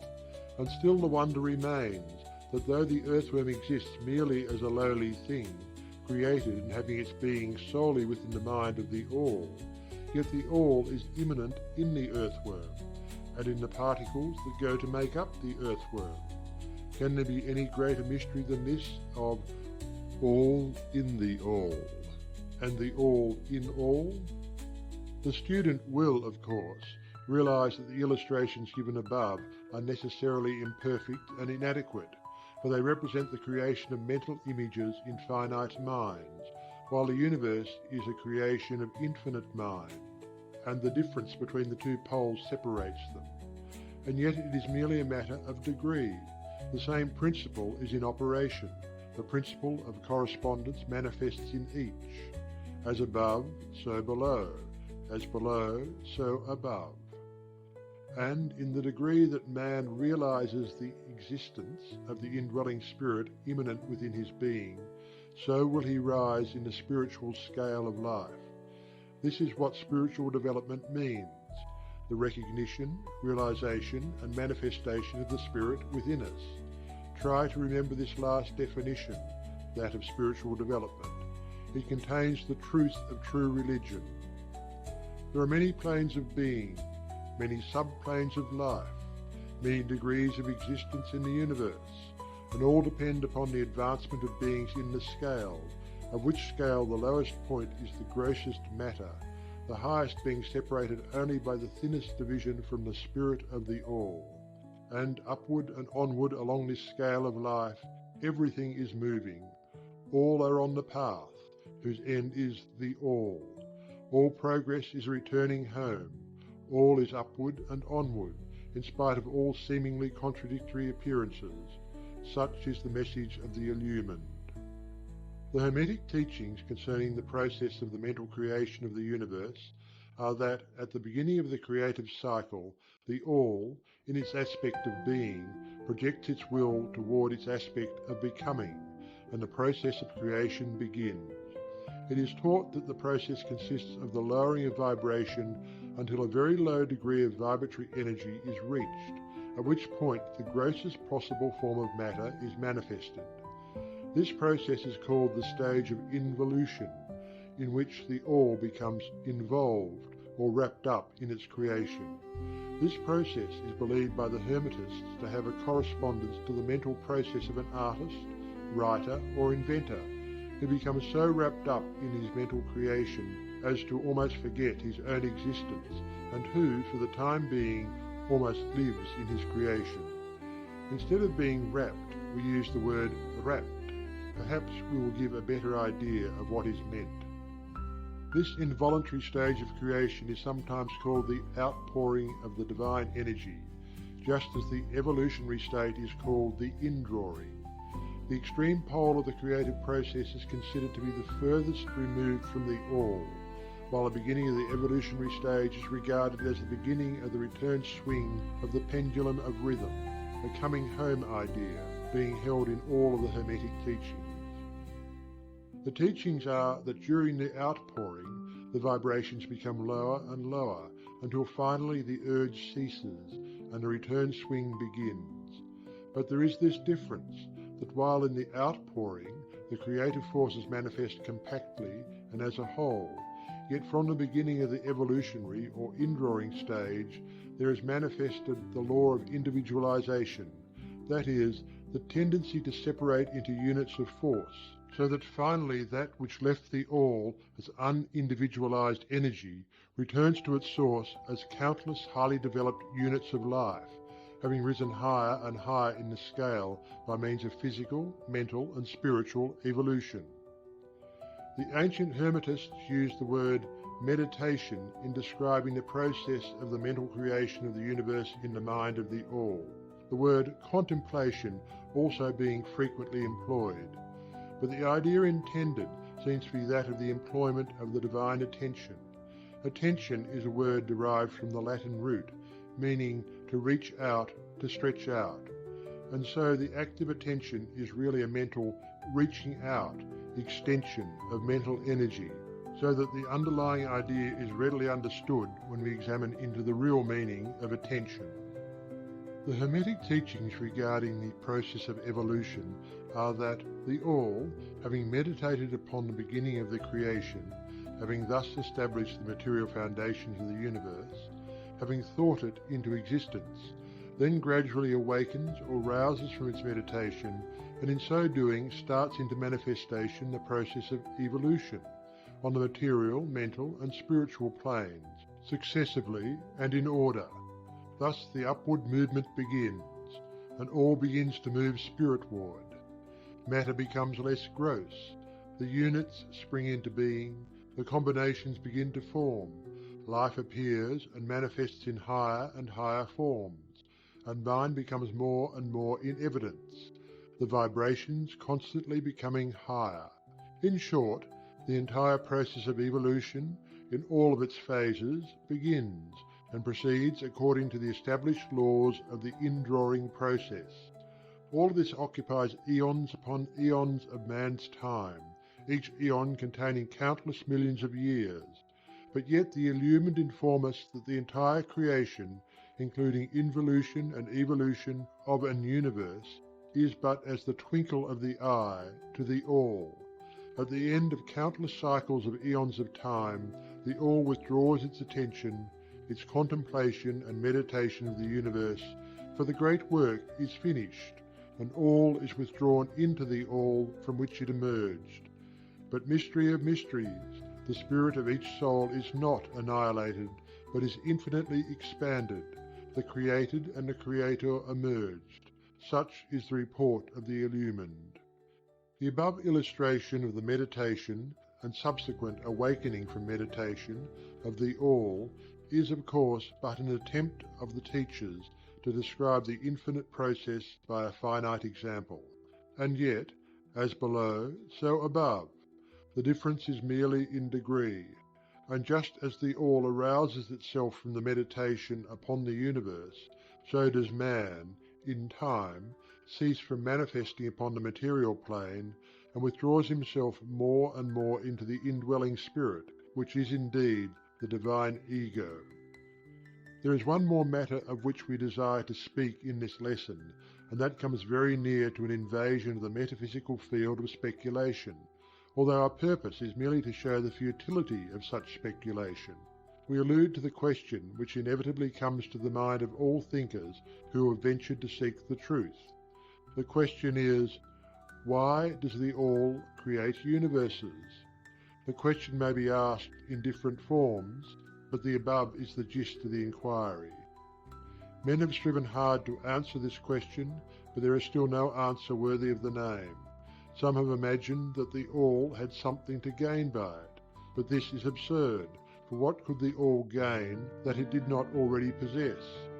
Others have sought the answer in the idea that the All wished something to love, and others that it created for pleasure or amusement, or because it was lonely, or to manifest its power. All puerile explanations and ideas belonging to the childish period of thought. Others have sought to explain the mystery by assuming that the All found itself compelled to create by reason of its own internal nature, its creative instinct. This idea is an advance of the others, but its weak point lies in the idea of the All being compelled by anything, internal or external. If its internal nature or creative instinct compelled it to do anything, then the internal nature or creative instinct would be the absolute instead of the All, and so accordingly that part of the proposition falls. And yet the All does create and manifest and seems to find some kind of satisfaction in so doing. And it is difficult to escape the conclusion that in some infinite degree it must have what would correspond to an inner nature or creative instinct in man, with correspondingly infinite desire and will. It could not act unless it willed to act, and it would not will to act unless it desired to act, and it would not desire to act unless it obtained some satisfaction thereby. And all of these things would belong to an inner nature, and might be postulated as existing according to the law of correspondence. But still, we prefer to think of the All as acting entirely free from any influence, internal as well as external. That is the problem which lies at the root of difficulty, and the difficulty that lies at the root of the problem. Strictly speaking, there cannot be said to be any reason whatsoever for the All to act, for a reason implies a cause, and the All is above cause and effect, except when it wills to become a cause, at which time the principle is set into motion. So, you see, the matter is unthinkable, just as the All is unknowable. Just as we say the All merely is, so we are compelled to say that the All acts because it acts. At the last, the All is all reason in itself, all law in itself, all action in itself, and it may be said truthfully that the All is its own reason, its own law, its own act, or still further, that the All, its reason, its act, is law, are one, all being names for the same thing. In the opinion of those who are giving you these present lessons, the answer is locked up in the inner self of the All, along with its secret of being. The law of correspondence, in our opinion, reaches only to that aspect of the All which may be spoken of as the aspect of becoming. Back of that aspect is the aspect of being, in which all laws are lost in law. All principles merge into principle and the All. Principle and being are identical, one and the same. Therefore, metaphysical speculation on this point is futile. We go into the matter here merely to show that we recognize the question, and also the absurdity of the ordinary answers of metaphysics and theology. In conclusion, it may be of interest to our students to learn that while some of the ancient and modern Hermetic teachers have rather inclined in the direction of applying the principle of correspondence to the question, with the result of the inner nature conclusion, still the legends have it that Hermes, the Great, when asked this question by his advanced students, answered them by pressing his lips tightly together and saying not a word, indicating that there was no answer. But then he may have intended to apply the axiom of his philosophy, that the lips of wisdom are closed except to the ears of understanding, believing that even his advanced students did not possess the understanding which entitled them to the teaching. At any rate, if Hermes possessed the secret, he failed to impart it, and so far as the world is concerned, the lips of Hermes are closed regarding it. And where the great Hermes hesitated to speak, what mortal may dare to teach? But remember that whatever be the answer to this problem, if indeed there be an answer, the truth remains that, while the all is in the all, it is equally true that the all is in all. The teaching on this point is emphatic, and we may add the concluding words of the quotation. To him who truly understands this truth hath come great knowledge. End of Chapter 7 of the Kybalion by 3 Initiates. Chapter 8. The Planes of Correspondence. As above, so below. As below, so above. The Kybalion. The great second Hermetic principle embodies the truth that there is a harmony, agreement, and correspondence between the several planes of manifestation, life, and being. This truth is a truth because all that is included in the universe emanates from the same source, and the same laws, principles, and characteristics apply to each unit or combination of units of activity, as each manifests its own phenomena upon its own plane.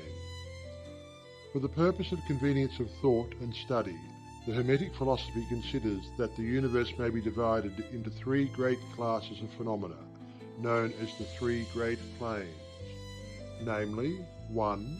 The great physical plane, 2. The great mental plane, 3. The great spiritual plane.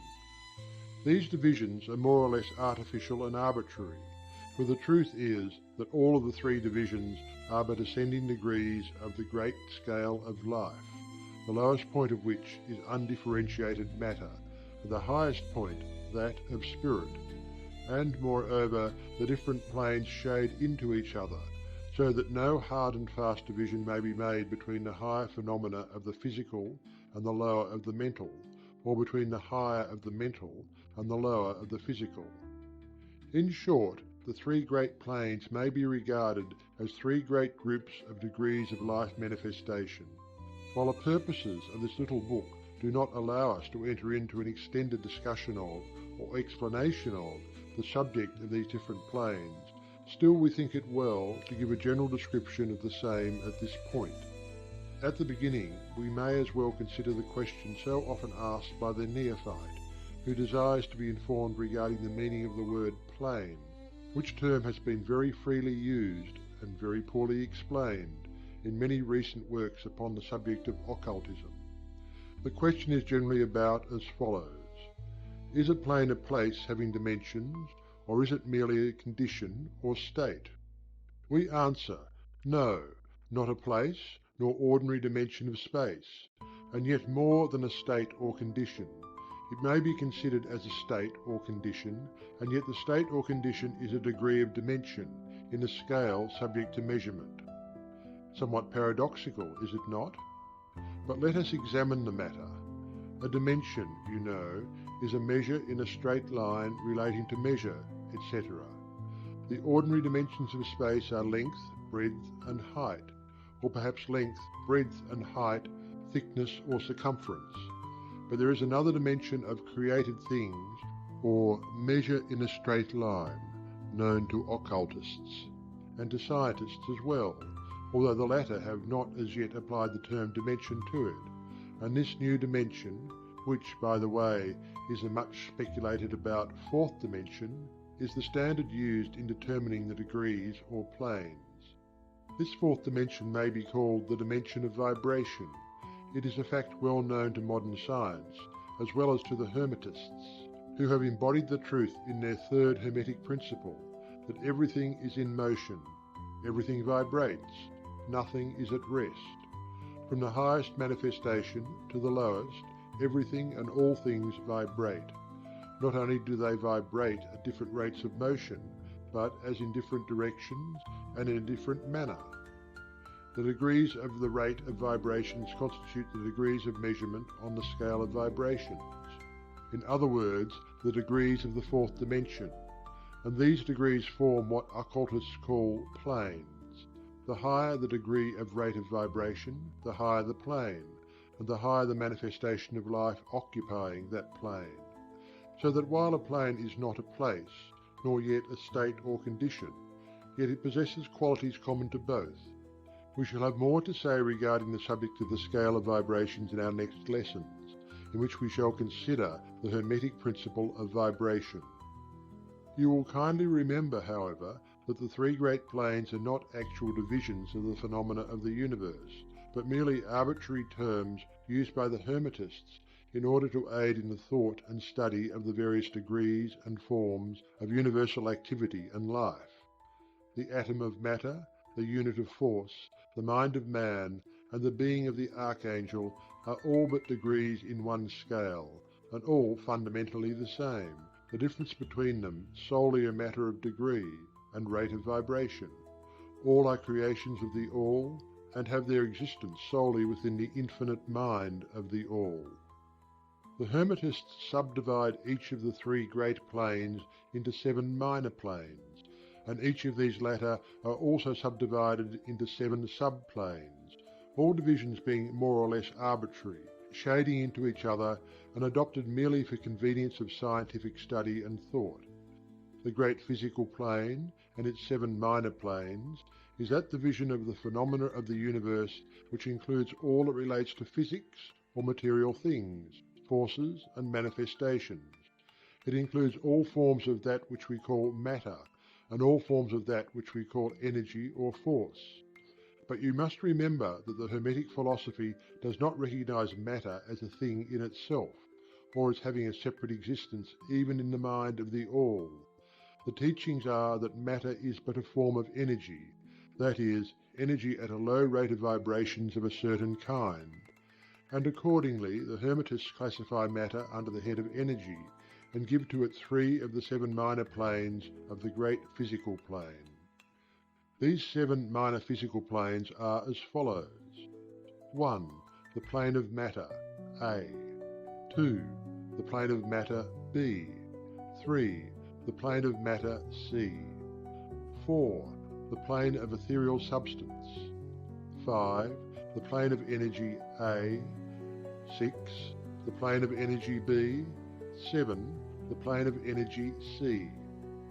The plane of matter, A, comprises forms of matter in its forms of solids, liquids and gases, as generally recognized by the textbooks on physics. The plane of matter B comprises certain higher and more subtle forms of matter of the existence of which modern science is but now recognizing. The phenomena of radiant matter, in its phases of radium, etc., belonging to the lower subdivision of this minor plane. The plane of matter C comprises forms of the most subtle and tenuous matter, the existence of which is not suspected by ordinary scientists. The plane of ethereal substance comprises that which science speaks of as the ether, a substance of extreme tenuity and elasticity, pervading all universal space, and acting as a medium for the transmission of waves of energy, such as light, heat, electricity, etc. This ethereal substance forms a connecting link between matter, so called, and energy, and partakes of the nature of each. The Hermetic teachings, however, instruct that this plane has 7 subdivisions, as have all of the minor planes, and that, in fact, there are 7 ethers instead of but 1. Next above the plane of ethereal substance comes the plane of energy A, which comprises the ordinary forms of energy known to science, its 7 subplanes being, respectively, heat, light, magnetism, electricity and attraction, including gravitation, cohesion, chemical affinity, etc., and several other forms of energy indicated by scientific experiments but not as yet named or classified. The plane of energy B comprises 7 subplanes of higher forms of energy not as yet discovered by science, but which have been called nature's finer forces, and which are called into operation in manifestations of certain forms of mental phenomena, and by which such phenomena becomes possible. The plane of energy C comprises 7 subplanes of energy, so highly organized that it bears many of the characteristics of life, but which is not recognized by the minds of men on the ordinary plane of development, being available for the use on beings of the spiritual plane alone. Such energy is unthinkable to ordinary man, and may be considered almost as the divine power. The beings employing the same are as gods, compared even to the highest human types known to us. The great mental plane comprises those forms of living things known to us in ordinary life, as well as certain other forms not so well known except to the occultist. The classification of the 7 minor mental planes is more or less satisfactory and arbitrary, unless accompanied by elaborate explanations which are foreign to the purpose of this particular work, but we may as well mention them. They are as follows. 1. The plane of mineral mind. 2. The plane of elemental mind A. 3. The plane of plant mind.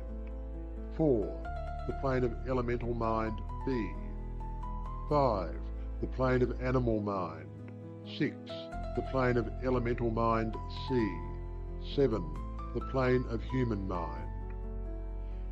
The plane of mineral mind comprises the states or conditions of the units or entities or groups and combinations of the same, which animate the forms known to us as minerals, chemicals, etc.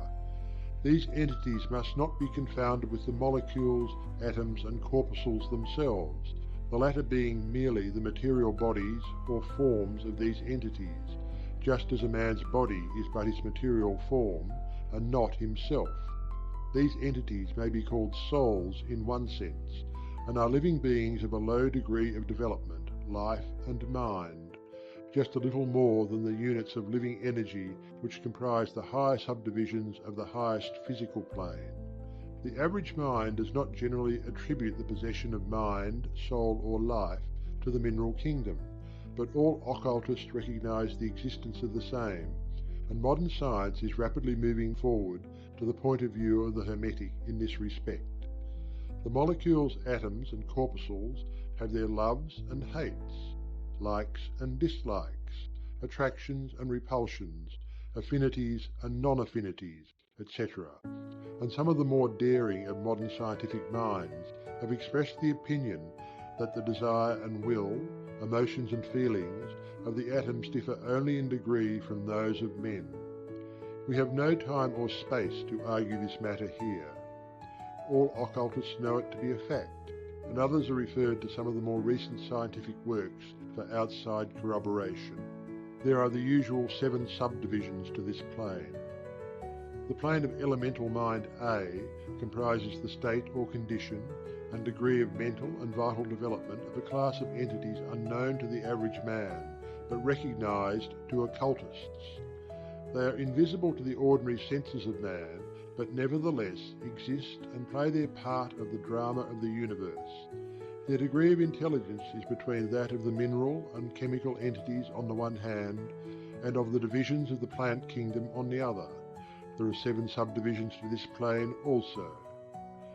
The plane of plant mind, in its 7 subdivisions, comprises the states or conditions of the entities comprising the kingdoms of the plant world, the vital and mental phenomena of which is fairly understood by the average intelligent person.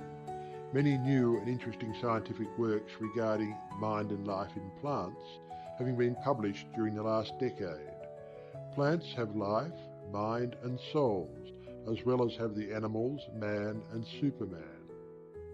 The plane of elemental mind B, in its 7 subdivisions, comprises the states and conditions of a higher form of elemental or unseen entities, playing their part in the general work of the universe, the mind and life of which form a part of the scale between the plane of plant mind and the plane of animal mind, the entities partaking of the nature of both.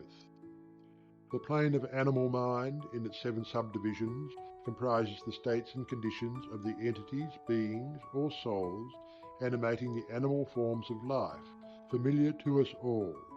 It is not necessary to go into details regarding this kingdom or plane of life, for the animal world is as familiar to us as is our own.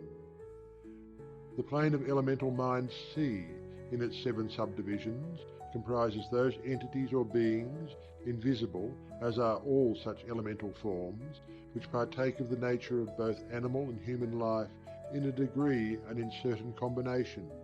The highest forms are semi-human in intelligence. The plane of human mind, in its 7 subdivisions, comprises those manifestations of life and mentality which are common to man in his various grades, degrees and divisions. In this connection, we wish to point out the fact that the average man of today occupies but the 4th subdivision of the plane of human mind, and only the most intelligent have crossed the borders of the 5th subdivision. It has taken the race millions of years to reach this stage, and it will take many more years for the race to move on to the 6th and 7th subdivisions and beyond. But remember that there have been races before us which have passed through these degrees and then on to higher planes. Our own race is the 5th, with stragglers from the 4th, which has set foot upon the path. And then there are a few advanced souls of our own race who have outstripped the masses and who have passed on to the 6th and 7th subdivision, and some few beings still further on. The man of the 6th subdivision will be the Superman. He of the 7th will be the Overman. In our consideration of the 7 minor mental planes, we have merely referred to the 3 elementary planes in a general way. We do not wish to go into this subject in detail in this work, for it does not belong to this part of the general philosophy and teachings. But we may say this much, in order to give you a little clearer idea of the relations of these planes to the more familiar ones. The elementary planes bear the same relation to the planes of mineral, plant, animal and human mentality and life that the black keys on the piano do to the white keys.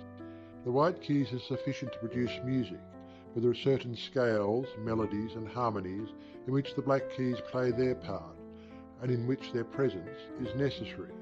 They are also necessary as connecting links of soul condition, entity states, etc., between the several other planes, certain forms of development being attained therein. This last fact giving to the reader, who can read between the lines, a new light upon the processes of evolution, and a new key to the secret door of the leaps of life between kingdom and kingdom. The great kingdoms of elementals are fully recognized by all occultists, and the esoteric writings are full of mention of them. The readers of Bulwer's Zanoni and similar tales will recognize the entities inhabiting these planes of life. Passing on from the great mental plane to the great spiritual plane, what shall we say?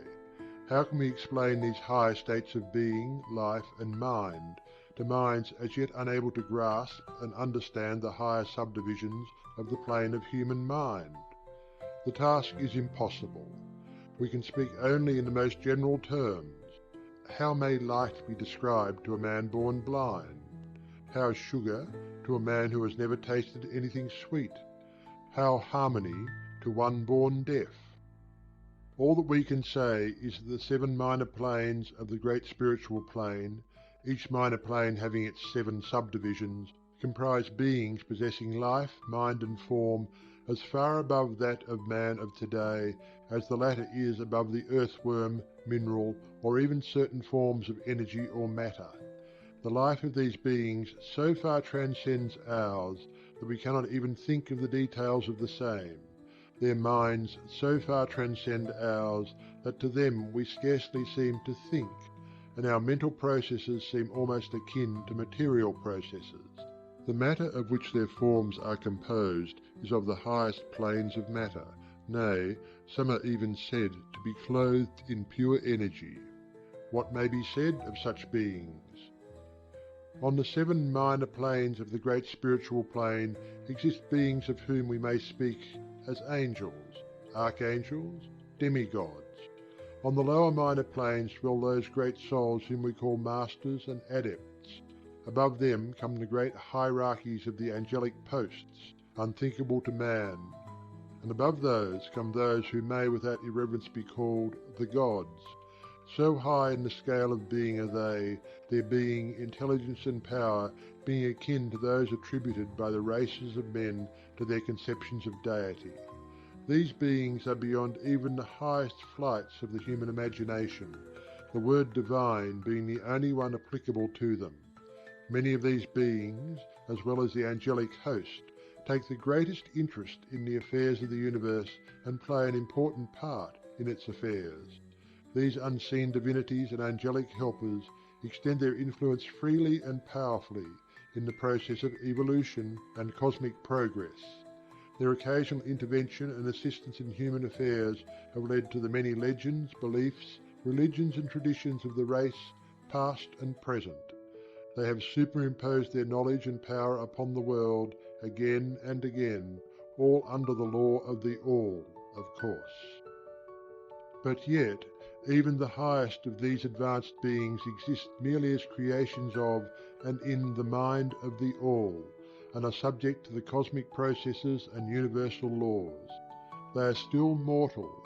We may call them gods if we like, but still they are but the elder brethren of the race, the advanced souls who have outstripped their brethren, and who have foregone the ecstasy of absorption by the All, in order to help the race on its upward journey along the path. But they belong to the universe and are subject to its conditions. They are mortal, and their plane is below that of absolute spirit. Only the most advanced Hermetists are able to grasp the inner teachings regarding the state of existence and the powers manifested on the spiritual planes. The phenomena is so much higher than that of the mental planes that a confusion of ideas would surely result from an attempt to describe the same. Only those whose minds have been carefully trained along the lines of the Hermetic philosophy for years, yes, those who were brought with them from other incarnations the knowledge acquired previously, can comprehend just what is meant by the teaching regarding these spiritual planes. And much of these inner teachings is held by the Hermetists as being too sacred, important, and even dangerous for general public dissemination. The intelligent student may recognize what we mean by this when we state that the meaning of spirit, as used by the Hermetists, is akin to living power, animated force, inner essence, essence of life, etc., which meaning must not be confounded with that usually and commonly employed in connection with the term, that is, religious, ecclesiastical, spirituel, ethereal, holy, etc., etc. To occultists, the word spirit is used in the sense of the animating principle, carrying with it the idea of power, living energy, mystic force, etc. And occultists know that that which is known to them as spiritual power may be employed for evil as well as good ends, in accordance with the principle of polarity, a fact which has been recognized by the majority of religions in their conceptions of Satan, Beelzebub, the devil, Lucifer, fallen angels, etc. And so the knowledge regarding these planes has been kept in the Holy of Holies in all esoteric fraternities and occult orders, in the secret chamber of the temple. But this may be said here, that those who have attained high spiritual powers and have misused them have a terrible fate in store for them, and the swing of the pendulum of rhythm will inevitably swing them back to the furthest extreme of material existence, from which point they must retrace their steps spiritward, along the weary rounds of the path, but always with the added torture of having always with them a lingering memory of the heights from which they fell owing to their evil actions. The legends of the fallen angels have a basis in actual facts, as all advanced occultists know. The striving for selfish power on the spiritual planes inevitably results in the selfish soul losing its spiritual balance and falling back as far as it had previously risen. But to even such a soul, the opportunity of a return is given, and such souls make the return journey, paying the terrible penalty according to the invariable law. In conclusion, we would again remind you that according to the principle of correspondence, which embodies the truth, as above, so below, as below, so above, all of the 7 Hermetic principles are in full operation on all of the many planes, physical, mental, and spiritual. The principle of mental substance, of course, applies to all the planes, for all are held in the mind of the All. The principle of correspondence manifests in all, for there is a correspondence, harmony, and agreement between the several planes. The principle of vibration manifests on all planes, In fact, the very differences that go to make the planes arise from vibration, as we have explained. The principle of polarity manifests on each plane, the extremes of the poles being apparently opposite and contradictory. The principle of rhythm manifests on each plane, the movement of the phenomena having its ebb and flow, rise and fall, incoming and outgoing. The principle of cause and effect manifests on each plane, every effect having its cause, and every cause having its effect. The principle of gender manifests on each plane, the creative energy being always manifest and operating along the lines of its masculine and feminine aspects. As above, so below. As below, so above. This centuries-old Hermetic axiom embodies one of the great principles of universal phenomena. As we proceed with our consideration of the remaining principles, we will see even more clearly the truth of the universal nature of this great principle of correspondence. End of Chapter 8 of the Kybalion, by 3 Initiates. Chapter 9. Vibration. Nothing rests, everything moves, everything vibrates. The Kybalion. The great third Hermetic principle, the principle of vibration, embodies the truth that motion is manifest in everything in the universe, that nothing is at rest, that everything moves, vibrates, and circles. This Hermetic principle was recognized by some of the early Greek philosophers who embodied it in their systems, but then, for centuries, it was lost sight of by the thinkers outside of the Hermetic ranks. But in the 19th century, physical science rediscovered the truth, and the 20th century scientific discoveries have added additional proof of the correctness and truth of this centuries-old Hermetic doctrine. The Hermetic teachings are that not only is everything in constant movement and vibration, but that the differences between the various manifestations of the universal power are due entirely to the varying rate and mode of vibrations. Not only this, but that even the All in itself manifests a constant vibration of such an infinite degree of intensity and rapid motion that it may be practically considered as at rest, the teachers directing the attention of the students to the fact that even on the physical plane a rapidly moving object, such as a revolving wheel, seems to be at rest. The teachings are to the effect that spirit is at one end of the pole of vibration, the other pole being certain extremely gross forms of matter. Between these two poles are millions upon millions of different rates and modes of vibration. Modern science has proven that all that we call matter and energy are but modes of vibratory motion, and some of the more advanced scientists are rapidly moving towards the positions of the occultists who hold that the phenomena of mind are likewise modes of vibration or motion. Let us see what science has to say regarding the question of vibrations in matter and energy. In the first place, science teaches that all matter manifests, in some degree, the vibrations arising from temperature or heat, be an object cold or hot, both being but degrees of the same things. It manifests certain heat vibrations, and in that sense is in motion and vibration.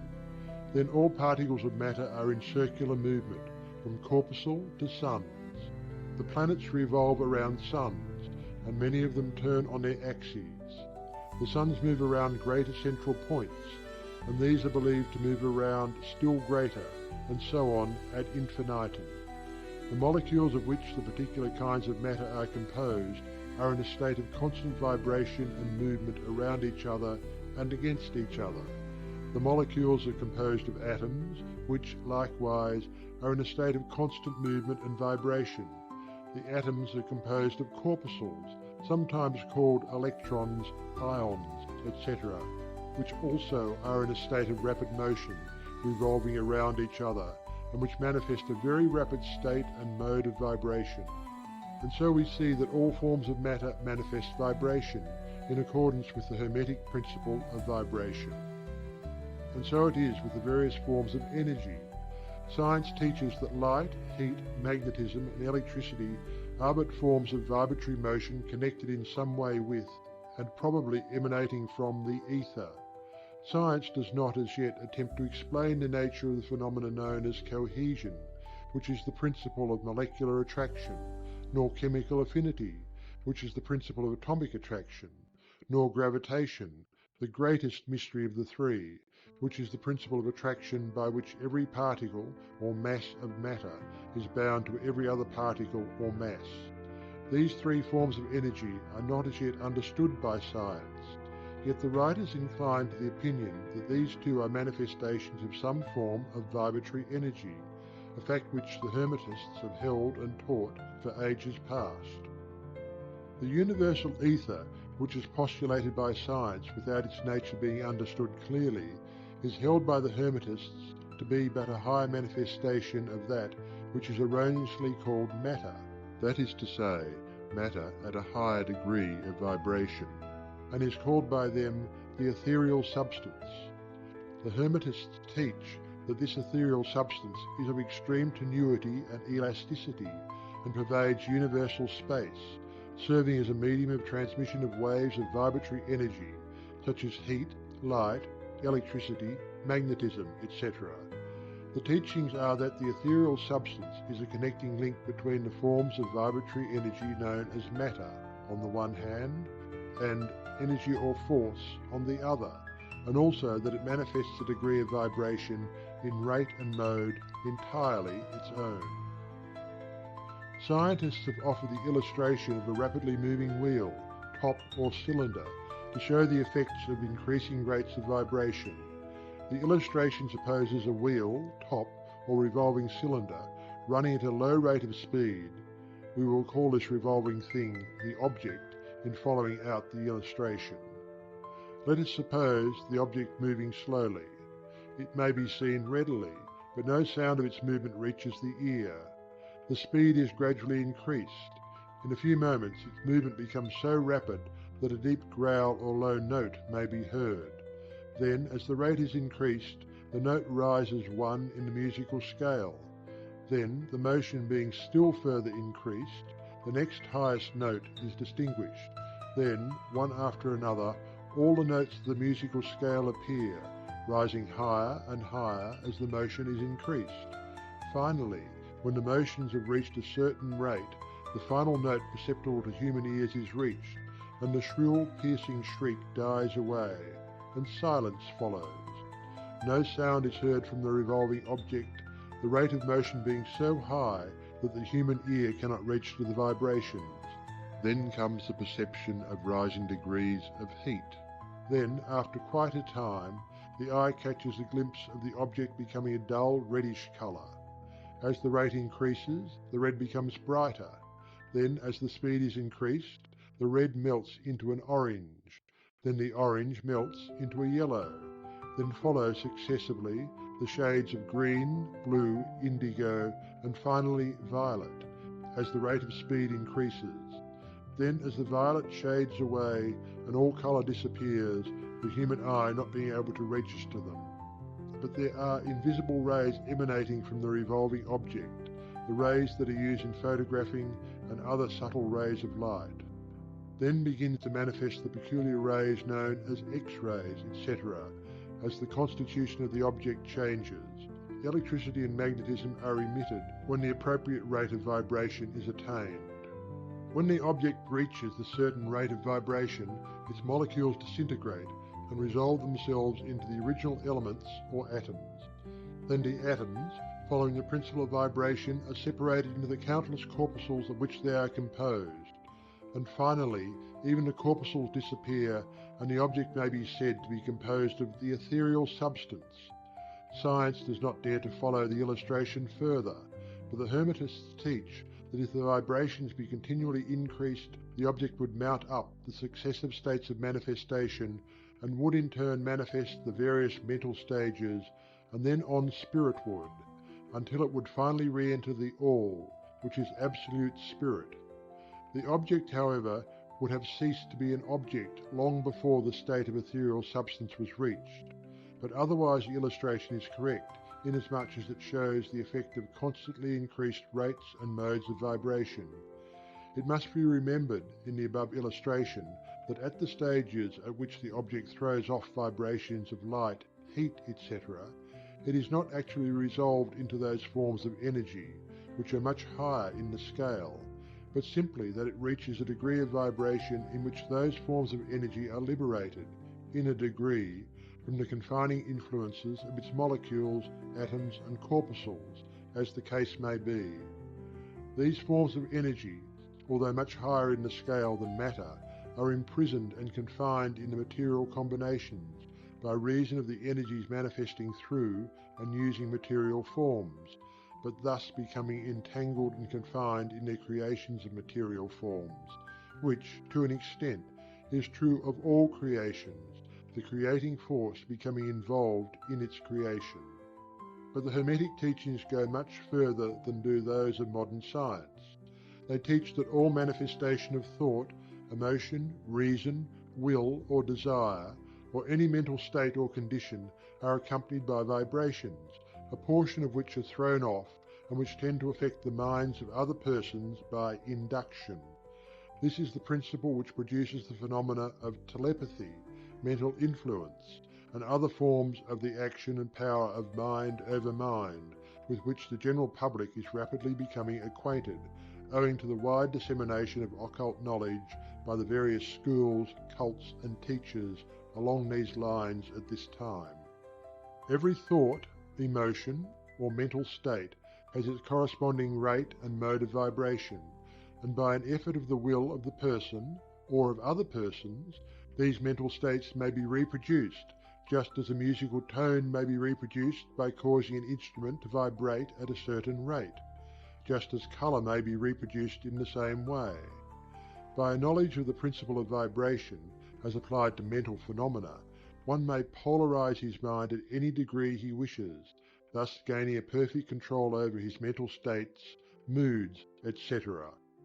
In the same way he may affect the minds of others, producing the desired mental states in them. In short, he may be able to produce on the mental plane that which science produces on the physical plane, namely, vibrations at will. This power, of course, may be acquired only by the proper instruction, exercises, practice, etc., the science being that of mental transmutation, one of the branches of the Hermetic art. A little reflection on what we have said will show the student that the principle of vibration underlies the wonderful phenomena of the power manifested by the masters and adepts, who are able to apparently set aside the laws of nature, but who, in reality, are simply using one law against another, one principle against others, and who accomplish their results by changing the vibrations of material objects or forms of energy, and thus perform what are commonly called miracles. As one of the old Hermetic writers has truly said, he who understands the principle of vibration has grasped the sceptre of power. End of chapter 9 of the Kybalion by 3 initiates. Chapter 10. Polarity. Everything is dual, everything has poles, everything has its pair of opposites. Like and unlike are the same. Opposites are identical in nature, but different in degree. Extremes meet. All truths are but half-truths. All paradoxes may be reconciled. The Kybalion. The great fourth Hermetic principle, the principle of polarity, embodies the truth that all manifested things have two sides, two aspects, two poles, a pair of opposites, with manifold degrees between the two extremes. The old paradoxes, which have ever perplexed the mind of men, are explained by an understanding of this principle. Man has always recognized something akin to this principle, and has endeavored to express it by such sayings, maxims, and aphorisms as the following. Everything is and isn't at the same time. All truths are but half-truths. Every truth is half false. There are two sides to everything. There is a reverse side to every shield, etc., etc. The Hermetic teachings are to the effect that the difference between things seemingly diametrically opposed to each other is merely a matter of degree. It teaches that the pairs of opposites may be reconciled, and that thesis and antithesis are identical in nature but different in degree, and that the universal reconciliation of opposites is effected by a recognition of this principle of polarity. The teachers claim that illustrations of this principle may be had on every hand, and from an examination into the real nature of anything. They begin by showing that spirit and matter are but the two poles of the same thing, the intermediate planes being merely degrees of vibration. They show that the all and the many are the same, the difference being merely a matter of degree of mental manifestation. Thus the law and laws are the two opposite poles of the one thing. Likewise principle and principles, infinite mind and finite minds. Then passing on to the physical plane, they illustrate the principle by showing that heat and cold are identical in nature, the differences being merely a matter of degrees. The thermometer shows many degrees of temperature, the lowest pole being called cold, and the highest heat. Between these two poles are many degrees of heat or cold. Call them either, and you are equally correct. The higher of the 2 degrees is always warmer, while the lower is always colder. There is no absolute standard. All is a matter of degree. There is no place on the thermometer where heat ceases and cold begins. It is all a matter of higher or lower vibrations. The very terms high and low, which we are compelled to use, are but poles of the same thing. The terms are relative. So with east and west. Travel around the world in an eastward direction, and you reach a point which is called west at your starting point, and you return from that westward point. Travel far enough north, and you will find yourself travelling south, or vice versa. Light and darkness are poles of the same thing, with many degrees between them. The musical scale is the same. Starting with C, you move upward until you reach another C, and so on. The differences between the two ends of the board being the same, with many degrees between the two extremes. The scale of colour is the same, higher and lower vibrations being the only difference between high violet and low red. Large and small are relative, so are noise and quiet. Hard and soft follow the rule. Likewise sharp and dull. Positive and negative are two poles of the same thing, with countless degrees between them. Good and bad are not absolute. We call one end of the scale good and the other bad, or one end good and the other evil, according to the use of the terms. A thing is less good than the thing higher in the scale, but that less good thing in turn is more good than the thing below it, and so on, the more or less being regulated by the position on the scale. And so it is on the mental plane. Love and hate are generally regarded as being things diametrically opposed to each other, entirely different, unreconcilable. But we apply the principle of polarity. We find there is no such thing as absolute love or absolute hate, as distinguished from each other. The two are merely terms applied to the two poles of the same thing. Beginning at any point of the scale, we find more love or less hate as we ascend the scale, and more hate or less love as we descend. This being true no matter from what point, high or low, we may start. There are degrees of love and hate, and there is a middle point where like and dislike become so faint that it is difficult to distinguish between them. Courage and fear come under the same rule. The pairs of opposites exist everywhere. Where you find one thing, you find its opposite, the two poles. And it is this fact that enables the Hermetist to transmute one mental state into another along the lines of polarization. Things belonging to different classes cannot be transmuted into each other, but things of the same class may be changed, that is, may have their polarity changed. Thus, love never becomes east or west, or red or violet, but it may, and often does, turn into hate, and likewise, hate may be transformed into love by changing its polarity. Courage may be transmuted into fear, and the reverse. Hard things may be rendered soft, dull things become sharp, hot things become cold, and so on. The transmutation always being between things of the same kind of different degrees. Take the case of a fearful man. By raising his mental vibrations along the line of fear-courage, he can be filled with the highest degree of courage and fearlessness. And likewise, the slothful man may change himself into an active, energetic individual simply by polarizing along the lines of the desired quality.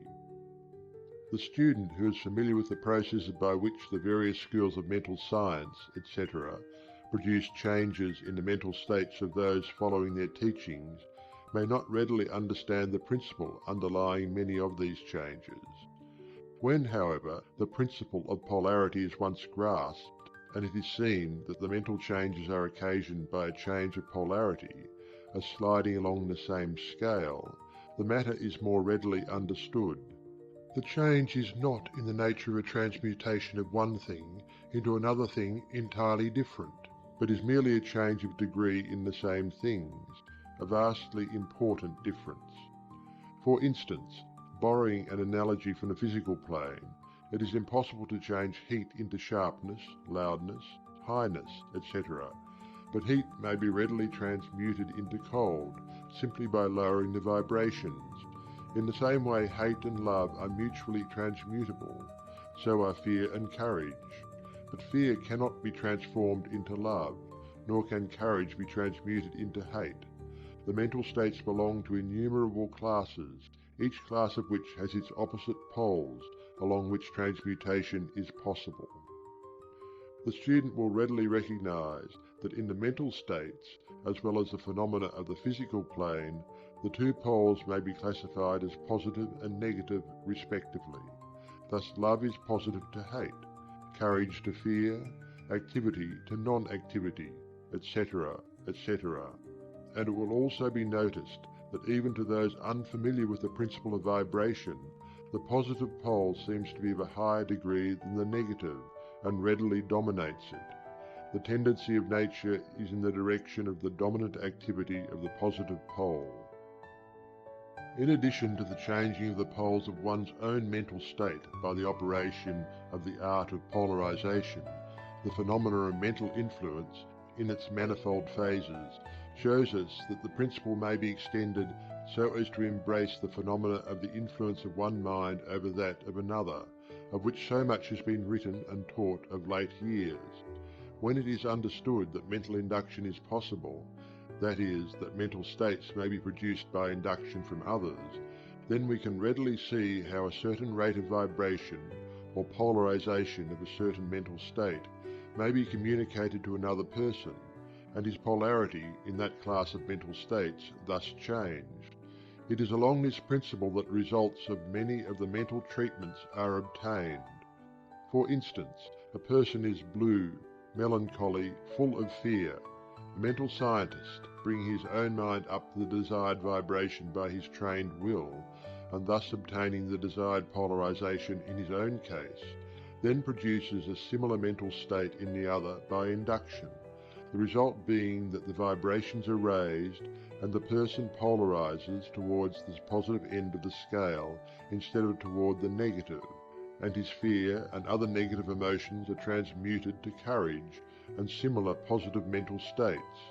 A little study will show you that these mental changes are nearly all along the line of polarization, the change being one of degree rather than of kind. A knowledge of the existence of this great Hermetic principle will enable the student to better understand his own mental states and those of other people. He will see that these states are all matters of degree, and seeing thus, he will be able to raise or lower the vibration at will, to change his mental poles, and thus be master of his mental states, instead of being their servant and slave. And by his knowledge, he will be able to aid his fellows intelligently, and by the appropriate methods change the polarity when the same is desirable. We advise all students to familiarize themselves with this principle of polarity, for a correct understanding of the same will throw light on many difficult subjects. End of Chapter 10 of the Kybalion. by 3 initiates. Chapter 11. Rhythm. Everything flows out and in. Everything has its tides. All things rise and fall. The pendulum swing manifests in everything. The measure of the swing to the right is the measure of the swing to the left. Rhythm compensates. The Kybalion. The great fifth Hermetic principle, the principle of rhythm, embodies the truth that in everything there is manifested a measured motion, a to and from movement, a flow and inflow, a swing forward and backward, a pendulum-like movement, a tide-like ebb and flow, a high tide and a low tide, between the two poles manifest on the physical, mental or spiritual planes. The principle of rhythm is closely connected with the principle of polarity described in the previous chapter. Rhythm manifests between the two poles established by the principle of polarity. This does not mean, however, that the pendulum of rhythm swings to the extreme poles, for this rarely happens. In fact, it is difficult to establish the extreme polar opposites in the majority of cases, but the swing is ever toward first one pole and then the other. There is always an action and reaction, an advance and a retreat, a rising and a sinking, manifested in all of the airs and phenomena of the universe. Suns, worlds, men, animals, plants, minerals, forces, energy, mind and matter, yes, even spirit, manifests this principle. The principle manifests in the creation and destruction of worlds, in the rise and fall of nations, in the life history of all things, and finally in the mental states of man. Beginning with the manifestations of spirit, of the all, it will be noticed that there is ever the outpouring and the indrawing, the outbreathing and inbreathing of Brahm, as the Brahmins word it. Universes are created, reach their extreme low point of materiality, and then begin their upward swing. Suns spring into being, and then their height of power being reached, the process of retrogression begins, and after eons they become dead masses of matter, awaiting another impulse which starts again their inner energies into activity, and a new solar life cycle is begun. And thus it is with all the worlds. They are born, grow and die, only to be reborn. And thus it is with all the things of shape and form. They swing from action to reaction, from birth to death, from activity to inactivity, and then back again. Thus it is with all living things. They are born, grow and die, and then are reborn. So it is with all great movements, philosophies, creeds, fashions, governments, nations, and all else. Birth, growth, maturity, decadence, death, and then new birth. The swing of the pendulum is ever in evidence. Night follows day, and day night. The pendulum swings from summer to winter, and then back again. The corpuscles, atoms, molecules, and all masses of matter swing around the circle of their nature. There is no such thing as absolute rest or cessation from movement, and all movement partakes of rhythm. The principle is of universal application. It may be applied to any question or phenomena of any of the many planes of life. It may be applied to all phases of human activity. There is always the rhythmic swing from one pole to the other. The universal pendulum is ever in motion. The tides of life flow in and out according to law. The principle of rhythm is well understood by modern science and is considered a universal law as applied to material things. But the Hermetists carry the principle much further and know that its manifestations and influence extend to the mental activities of man, and that it accounts for the bewildering succession of moods, feelings, and other annoying and perplexing changes that we notice in ourselves. But the Hermetists, by studying the operations of this principle, have learnt to escape some of its activities by transmutation. The Hermetic masters long since discovered that while the principle of rhythm was invariable and ever in evidence in mental phenomena, still there were two planes of its manifestation so far as mental phenomena are concerned. They discovered that there were two general planes of consciousness, the lower and the higher, the understanding of which fact enabled them to rise to the higher plane and thus escape the swing of the rhythmic pendulum which manifested on the lower plane. In other words, the swing of the pendulum occurred on the unconscious plane, and consciousness was not affected. This they called the law of neutralization. Its operations consist in raising the ego above the vibrations of the unconscious plane of mental activity, so that the negative swing of the pendulum is not manifested in consciousness, and therefore they are not affected. It is akin to rising above a thing and letting it pass beneath you.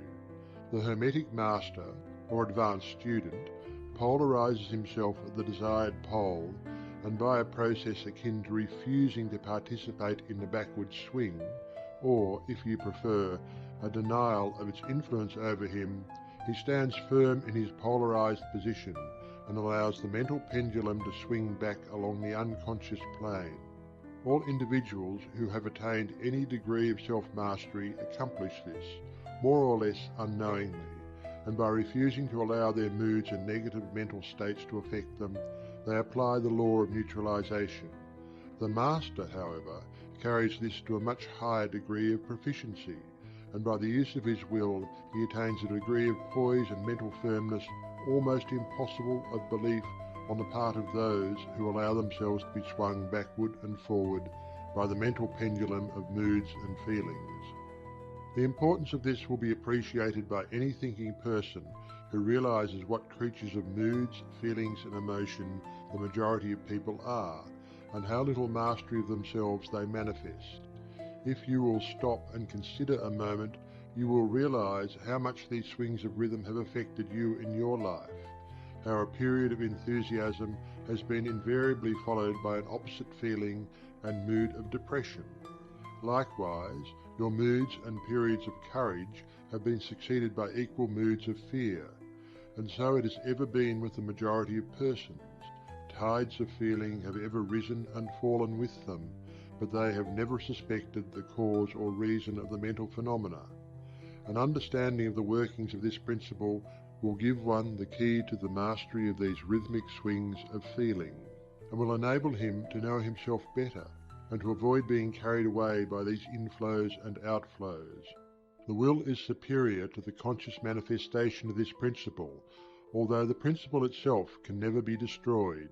We may escape its effects, but the principle operates nevertheless. The pendulum ever swings, although we may escape being carried along with it. There are other features of the operation of this principle of rhythm, of which we wish to speak at this point. There comes into its operations that which is known as the law of compensation. One of the definitions or meanings of the word compensate is to counterbalance, which is the sense in which the Hermetists use the term. It is this law of compensation to which the Kybalion refers when it says, "The measure of the swing to the right is the measure of the swing to the left. Rhythm compensates." The law of compensation is that the swing in one direction determines the swing in the opposite direction, or to the opposite pole. The one balances or counterbalances the other. On the physical plane we see many examples of this law. The pendulum of the clock swings a certain distance to the right, and then an equal distance to the left. The seasons balance each other in the same way. The tides follow the same law, and the same law is manifested in all the phenomena of rhythm. The pendulum, with a short swing in one direction, has but a short swing in the other, while the long swing to the right invariably means the long swing to the left. An object hurled upwards to a certain height has an equal distance to traverse on its return. The force with which a projectile is sent upwards a mile is reproduced when the projectile returns to the earth on its return journey. The law is constant on the physical plane, as reference to the standard authorities will show you. But the Hermetists carry it still further. They teach that a man's mental states are subject to the same law. The man who enjoys keenly is subject to keen suffering, while he who feels but little pain is capable of feeling but little joy. The pig suffers but little mentally and enjoys but little. He is compensated. And on the other hand, there are other animals who enjoy keenly, but whose nervous organism and temperament cause them to suffer exquisite degrees of pain. And so it is with man. There are temperaments which permit of but low degrees of enjoyment and equally low degrees of suffering, while there are others which permit the most intense enjoyment, but also the most intense suffering.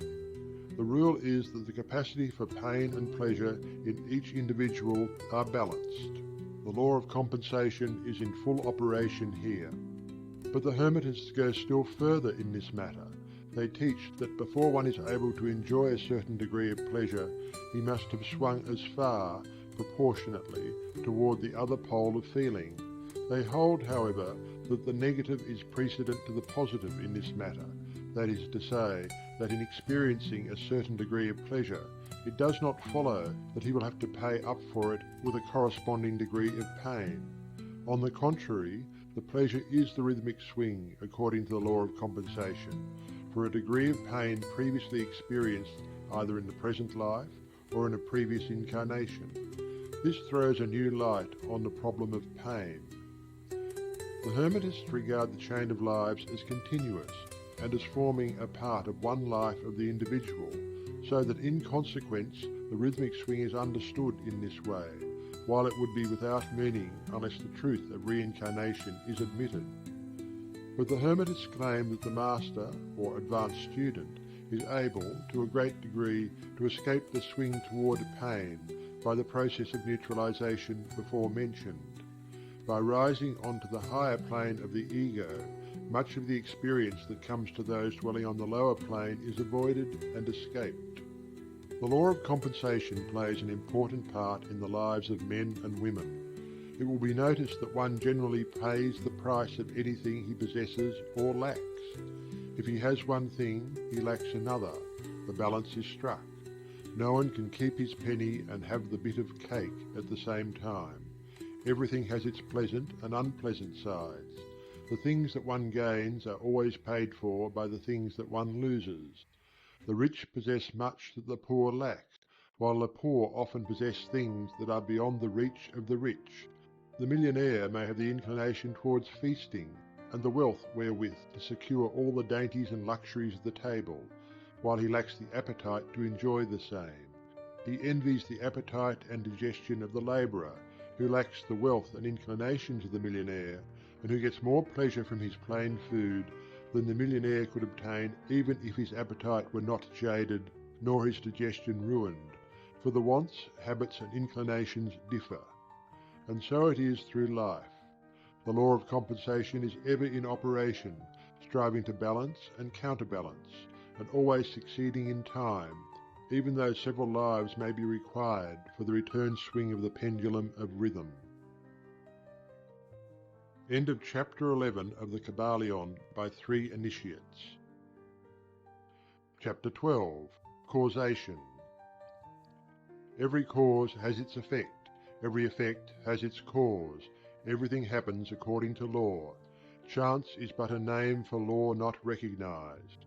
There are many planes of causation, but nothing escapes the law. The Kybalion. The great sixth Hermetic principle, the principle of cause and effect, embodies the truth that law pervades the universe, that nothing happens by chance, that chance is merely a term indicating cause existing but not recognized or perceived, that phenomena is continuous, without break or exception. The principle of cause and effect underlies all scientific thought, ancient and modern, and was enunciated by the Hermetic teachers in the earliest days. While many and varied disputes between the many schools of thought have since arisen, these disputes have been principally upon the details of the operation of the principle, and still more often upon the meaning of certain words. The underlying principle of cause and effect has been accepted as correct by practically all the thinkers of the world worthy of the name. To think otherwise would be to take the phenomena of the universe from the domain of law and order, and to relegate it to the control of the imaginary something which men have called chance. A little consideration will show anyone that there is in reality no such thing as pure chance. Webster defines the word chance as follows: a supposed agent or mode of activity other than a force, law, or purpose, the operation or activity of such agent, the supposed effect of such an agent, a happening, fortuity, casualty, etc. But a little consideration will show you that there can be no such agent as chance, in the sense of something outside of law, something outside of cause and effect. How could there be a something acting in the phenomenal universe independent of the laws, order, and continuity of the latter? Such a something would be entirely independent of the orderly trend of the universe, and therefore superior to it. We can imagine nothing outside of the all being outside of the law, and that only because the all is the law in itself. There is no room in the universe for a something outside of and independent of law. The existence of such a something would render all natural laws ineffective, and would plunge the universe into chaotic disorder and lawlessness. A careful examination will show that what we call chance is merely an expression relating to obscure causes, causes that we cannot perceive, causes that we do not understand. The word chance is derived from a word meaning to fall, as in the falling of dice, the idea being that the fall of the dice, and many other happenings, are merely a happening unrelated to any cause, and this is the sense in which the term is generally employed. But when the matter is closely examined, it is seen that there is no chance whatsoever about the fall of the dice. Each time a die falls and displays a certain number, it obeys a law as infallible as that which governs the revolution of the planets around the sun.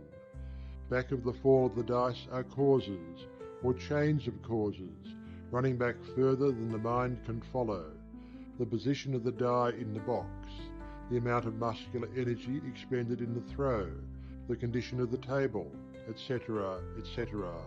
All are causes, the effect of which may be seen. But back of these seen causes there are chains of unseen preceding causes, all of which had a bearing upon the number of the die which fell uppermost. If a die be cast a great number of times, it will be found that the numbers shown will be about equal. That is, there will be an equal number of 1 spot, 2 spot, etc. coming uppermost. Toss a penny in the air, and it may come down either heads or tails, but make a sufficient number of tosses, and the heads and tails will about even up.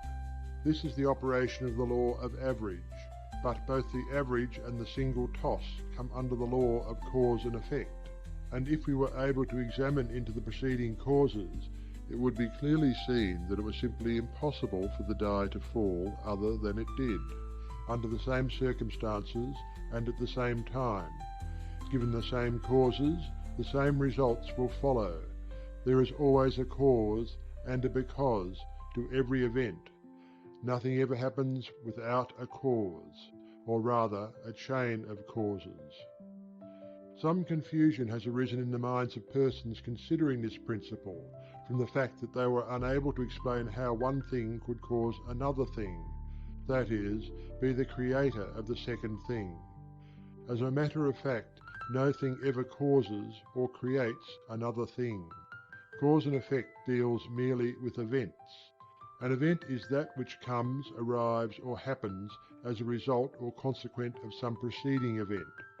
No event creates another event, but is merely a preceding link in the great orderly chain of events flowing from the creative energy of the All. There is a continuity between all events precedent, consequent, and subsequent.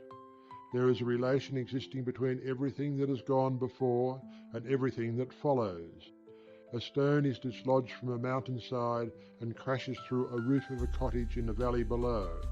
At first sight, we regard this as a chance effect, but when we examine the matter, we find a great chain of causes behind it. In the first place, there was a rain which softened the earth supporting the stone and which allowed it to fall. Then back of that was the influence of the sun, other rains, etc., which gradually disintegrated the piece of rock from a larger piece. Then there were causes which led to the formation of the mountain and its upheaval by convulsions of nature, and so on ad infinitum. Then we might follow up the causes behind the rain, etc. Then we might consider the existence of the roof. In short, we would soon find ourselves involved in a mesh of cause and effect, from which we would soon strive to extricate ourselves. Just as a man has 2 parents, and 4 grandparents, and 8 great-grandparents, and 16 great-great-grandparents, and so on until when, say, 40 generations are calculated, the numbers of ancestors run into many millions. So it is with a number of causes behind even the most trifling event or phenomena, such as the passage of a tiny speck of soot before your eye. It is not an easy matter to trace the bit of soot back to the early period of the world's history, when it formed part of a massive tree trunk, which was afterwards converted into coal, and so on, until, as the speck of soot, it now passes before your vision on its way to other adventures. And a mighty chain of events, causes and effects brought it to its present condition, and the latter is but one of the chain of events which will go on to produce other events hundreds of years from now. One of the series of events arising from the tiny bit of soot was the writing of these lines, which caused the typesetter to perform certain work, the proofreader to do likewise, and which will arouse certain thoughts in your mind and that of others, which in turn will affect others, and so on, and on, and on, beyond the ability of man to think further, and all from the passage of a tiny bit of soot, all of which shows a relativity and association of things, and the further fact that there is no great, there is no small, in the mind that causeth all. Stop to think a moment. If a certain man had not met a certain maid away back in the dim period of the Stone Age, you who are now reading these lines would not now be here. And if perhaps the same couple had failed to meet, we who now write these lines would not now be here.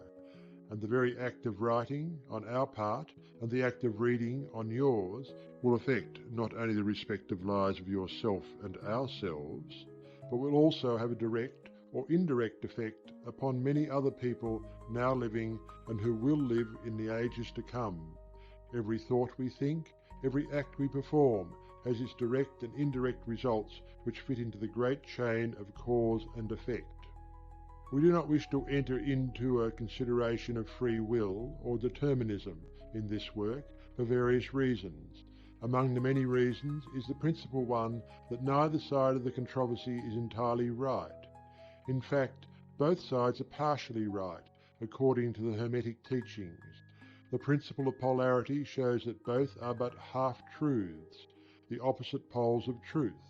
The teachings are that a man may be both free and yet bound by necessity, depending upon the meaning of the terms and the height of truth from which the matter is examined.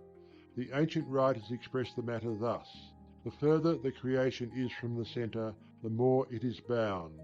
The nearer the centre it reaches, the nearer free is it.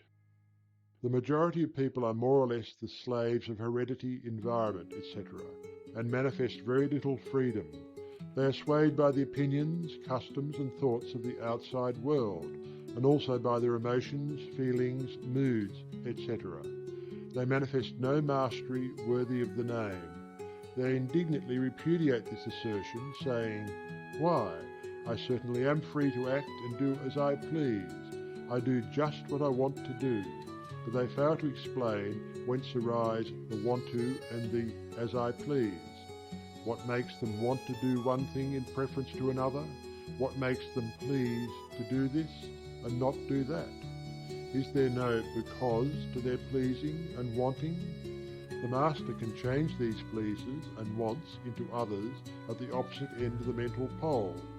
He is able to will instead of to will because some feeling, mood, emotion or environmental suggestion arouses a tendency or desire within him so to do. The majority of people are carried along like the falling stone, obedient to environment, outside influences and internal moods, desires, etc., not to speak of the desires and wills of others stronger than themselves, heredity, environment and suggestion, carrying them along without resistance on their part or the exercise of the will. Moved like the pawns on the checkerboard of life, They play their parts and are laid aside after the game is over.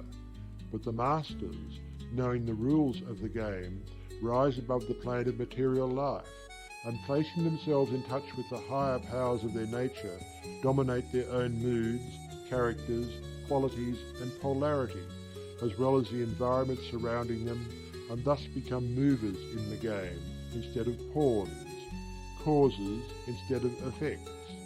The masters do not escape the causation of the higher planes, but fall in with the higher laws, and thus master circumstances on the lower plane. They thus form a conscious part of the law, instead of being mere blind instruments. While they serve on the higher planes, they rule on the material plane. But on higher and on lower, the law is always in operation. There is no such thing as chance. The blind goddess has been abolished by reason. We are able to see now, with eyes made clear by knowledge, that everything is governed by universal law, that the infinite number of laws are but manifestations of the one great law, the law which is the All. It is true indeed that not a sparrow drops unnoticed by the mind of the All, that even the hairs on our head are numbered, as the Scriptures have said. There is nothing outside of law, nothing that happens contrary to it. And yet, do not make the mistake of supposing that man is but a blind automaton. Far from that. The Hermetic teachings are that man may use law to overcome laws, and that the higher will always prevail against the lower, until at last he has reached the stage in which he seeks refuge in the law itself, and laughs the phenomenal laws to scorn. Are you able to grasp the inner meaning of this? End of Chapter 12 of the Kybalion by 3 Initiates. Chapter 13. Gender. Gender is in everything. Everything has its masculine and feminine principles. Gender manifests on all planes. The Kybalion. The great seventh Hermetic principle, the principle of gender, embodies the truth that there is gender manifested in everything, that the masculine and feminine principles are ever present and active in all phases of phenomena, on each and every plane of life. At this point, we think it well to call your attention to the fact that gender, in its Hermetic sense, and sex, in the ordinarily accepted use of the term, are not the same. The word gender is derived from the Latin root meaning to beget, to procreate, to generate, to create, to produce. A moment's consideration will show you that the word has a much broader and more general meaning than the term sex, the latter referring to the physical distinctions between male and female living things. Sex is merely a manifestation of gender on a certain plane of the great physical plane, the plane of organic life. We wish to impress this distinction upon your minds for the reason that certain writers, who have acquired a smattering of the Hermetic philosophy, have sought to identify this seventh Hermetic principle with wild and fanciful and often reprehensible theories and teachings regarding sex. The office of gender is solely that of creating, producing and generating, etc., and its manifestations are visible on every plane of phenomena.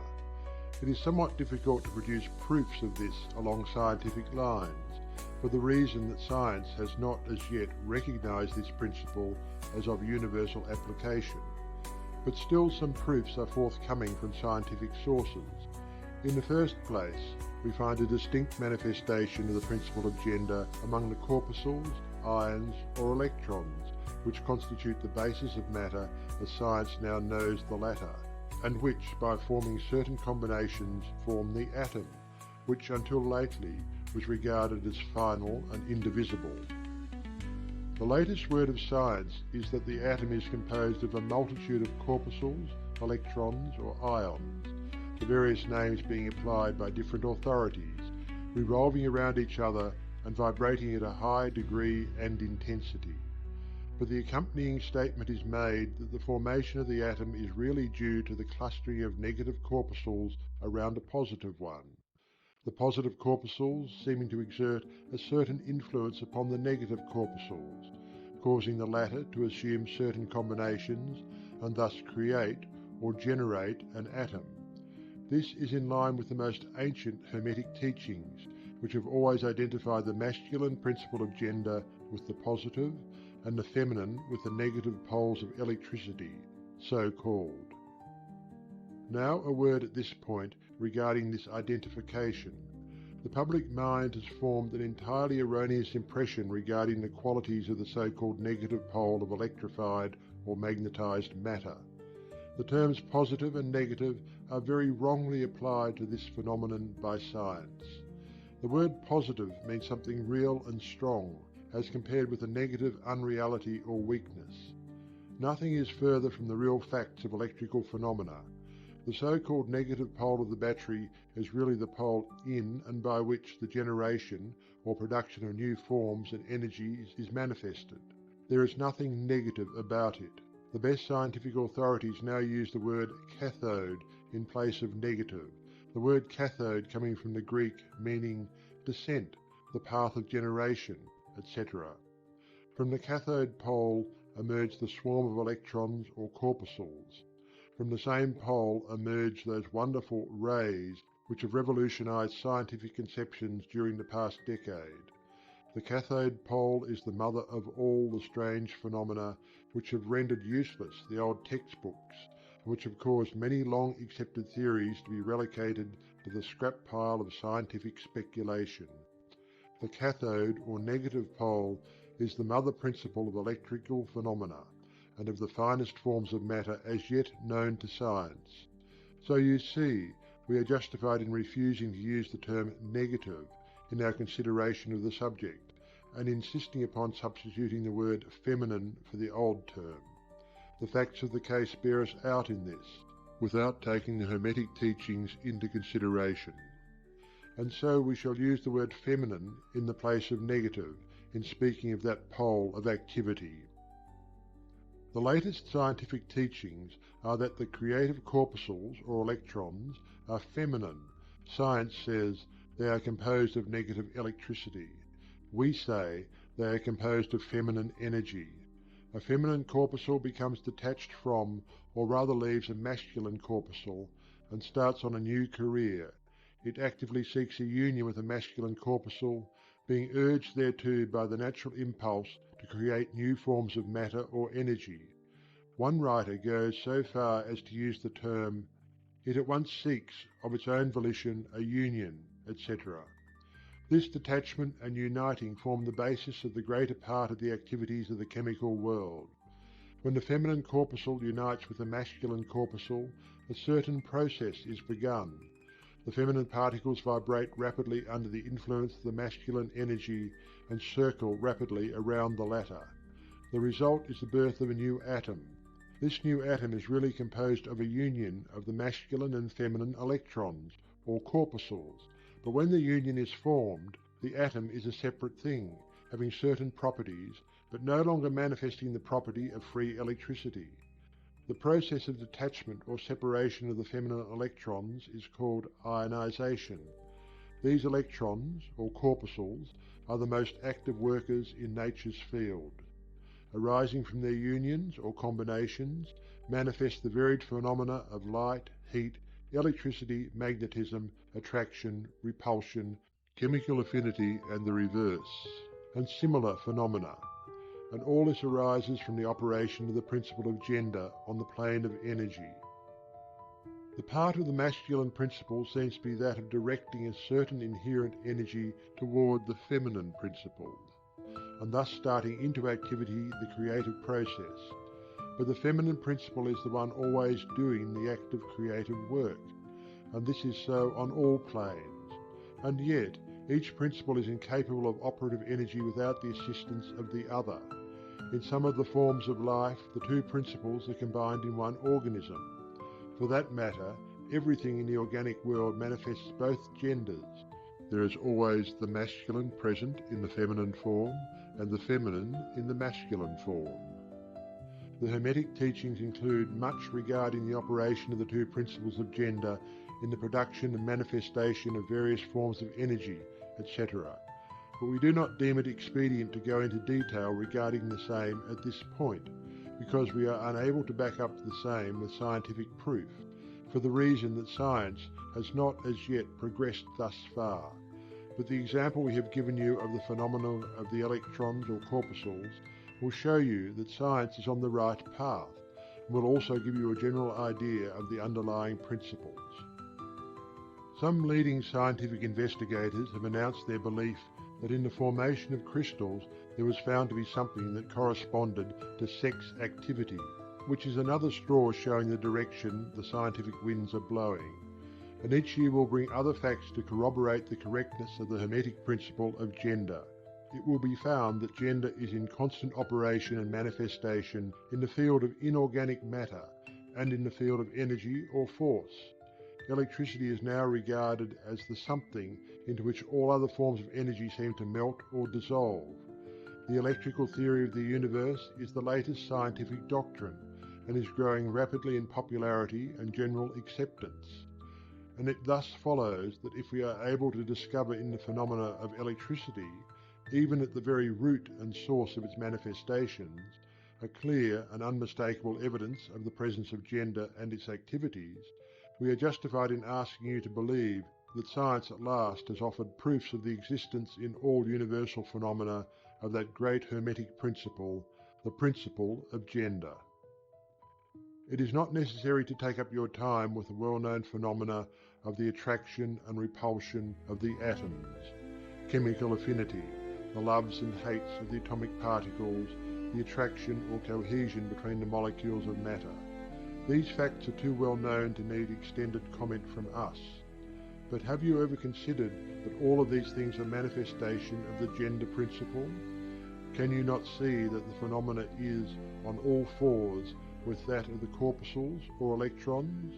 And more than this, can you not see the reasonableness of the Hermetic teachings, which assert that the very law of gravitation, that strange attraction by reason of which all particles and bodies of matter in the universe tend toward each other, is but another manifestation of the principle of gender, which operates in the direction of attracting the masculine to the feminine energies, and vice versa? We cannot offer you scientific proof of this at this time, but examine the phenomena in the light of the Hermetic teachings on the subject, and see if you have not a better working hypothesis than any offered by physical science. Submit all physical phenomena to the test, and you will discern the principle of gender ever in evidence. Let us now pass on to a consideration of the operation of the principle on the mental plane. Many interesting features are there awaiting examination. End of chapter 13 of the Kybalion by 3 initiates. Chapter 14. Mental Gender. Students of psychology who have followed the modern trend of thought along the lines of mental phenomena are struck by the persistence of the dual mind idea, which has manifested itself so strongly during the past 10 or 15 years, and which has given rise to a number of plausible theories regarding the nature and constitution of these two minds. The late Thompson J. Hudson attained great popularity in 1893 by advancing his well-known theory of the objective and subjective minds, which he held existed in every individual. Other writers have attracted almost equal attention by the theories regarding the conscious and subconscious minds, the voluntary and involuntary minds, the active and passive minds, etc., etc. The theories of the various writers differ from each other, but there remains the underlying principle of the duality of mind. The student of the Hermetic philosophy is tempted to smile when he reads and hears of these many new theories regarding the duality of mind, each school adhering tenaciously to its own pet theories, and each claiming to have discovered the truth. The student turns back the pages of occult history, and way back in the dim beginnings of occult teachings, he finds references to the ancient Hermetic doctrine of the principle of gender on the mental plane, the manifestation of mental gender. And examining further, he finds that the ancient philosophy took cognizance of the phenomenon of the dual mind, and accounted for it by the theory of mental gender. This idea of mental gender may be explained in a few words to students who are familiar with the modern theories just alluded to. The masculine principle of mind corresponds to the so-called objective mind, conscious mind, voluntary mind, active mind, etc. And the feminine principle of mind corresponds to the so-called subjective mind, subconscious mind, involuntary mind, passive mind, etc. Of course, the Hermetic teachings do not agree with the many modern theories regarding the nature of the two phases of mind, nor does it admit many of the facts claimed for the two respective aspects, some of the said theories and claims being very far-fetched and incapable of standing the test of experiment and demonstration. We point to the phases of agreement merely for the purpose of helping the student to assimilate his previously acquired knowledge with the teachings of the Hermetic philosophy. Students of Hudson will notice the statement at the beginning of his second chapter of the Law of Psychic Phenomena. The mystic jargon of the Hermetic philosophers discloses the same general idea, that is, the duality of mind. If Dr. Hudson had taken the time and trouble to decipher a little of the mystic jargon of the Hermetic philosophy, he might have received much light upon the subject of the dual mind. But then, perhaps, his most interesting work might not have been written. Let us now consider the Hermetic teachings regarding mental gender. The Hermetic teachers impart their instruction regarding this subject by bidding their students examine the report of their consciousness regarding their self. The students are bidden to turn their attention inward upon the self dwelling within each. Each student is led to see that his consciousness gives him first a report of the existence of his self. The report is, I am.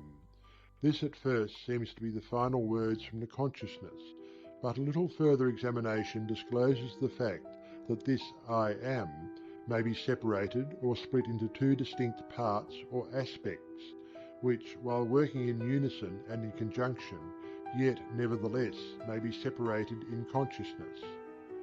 While at first there seems to be only an I existing, a more careful and closer examination reveals the fact that there exists an I and a me. These mental twins differ in their characteristics and nature, and an examination of their nature and the phenomena arising from the same will throw much light upon many of the problems of mental influence. Let us begin with a consideration of the me, which is usually mistaken for the I by the student, until he presses the inquiry a little further back into the recesses of consciousness. A man thinks of his self, in its aspect of me, as being composed of certain feelings, tastes, likes, dislikes, habits, peculiar ties, characteristics, etc., all of which go to make up his personality, or the self known to himself and others. He knows that these emotions and feelings change, are born and die away, are subject to the principle of rhythm and the principle of polarity, which take him from one extreme of feeling to another. He also thinks of the me as being certain knowledge gathered together in his mind, and thus forming part of himself. This is the me of a man. But we have proceeded too hastily. The me of many men may be said to consist largely of their consciousness of the body and their physical appetites, etc. Their consciousness being largely bound up with their bodily nature, they practically live there. Some men even go so far as to regard their personal apparel as part of their me, and actually seem to consider it a part of themselves. A writer has humorously said that men consist of three parts: soul, body, and clothes. These clothes-conscious people would lose their personality if divested of their clothing by savages upon the occasion of a shipwreck. But even many who are not so closely bound up with the idea of personal raiment stick closely to the consciousness of their bodies being their me. They cannot conceive of a self independent of the body. Their mind seems to them to be practically as something belonging to their body, which in many cases it is indeed. But as a man rises in the scale of consciousness, he is able to disentangle his me from his idea of body, and is able to think of his body as belonging to the mental part of him. But even then he is very apt to identify the me entirely with the mental states, feelings, etc., which he feels to exist within him. He is very apt to consider these internal states as identical with himself, instead of their being simply things produced by some part of his mentality and existing within him, of him and in him, but still not himself. He sees that he may change these internal states of feelings by an effort of will, and that he may produce a feeling or state of an exactly opposite nature in the same way, and yet the same me exists. And so, after a while, he is able to set aside these various mental states, emotions, feelings, habits, qualities, characteristics, and other personal mental belongings. He is able to set them aside in the not me collection of curiosities and encumbrances, as well as valuable possessions. This requires much mental concentration and power of mental analysis on the part of the student. But still the task is possible for the advanced student, and even those not so far advanced are able to see, in the imagination, how the process may be performed. After this laying aside process has been performed, the student will find himself in conscious possession of a self, which may be considered in its I and me dual aspects. The me will be felt to be something mental, in which thoughts, ideas, emotions, feelings, and other mental states may be produced.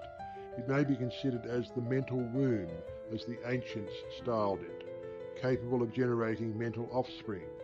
It reports to the consciousness as a me, with latent powers of creation and generation of mental progeny of all sorts and kinds.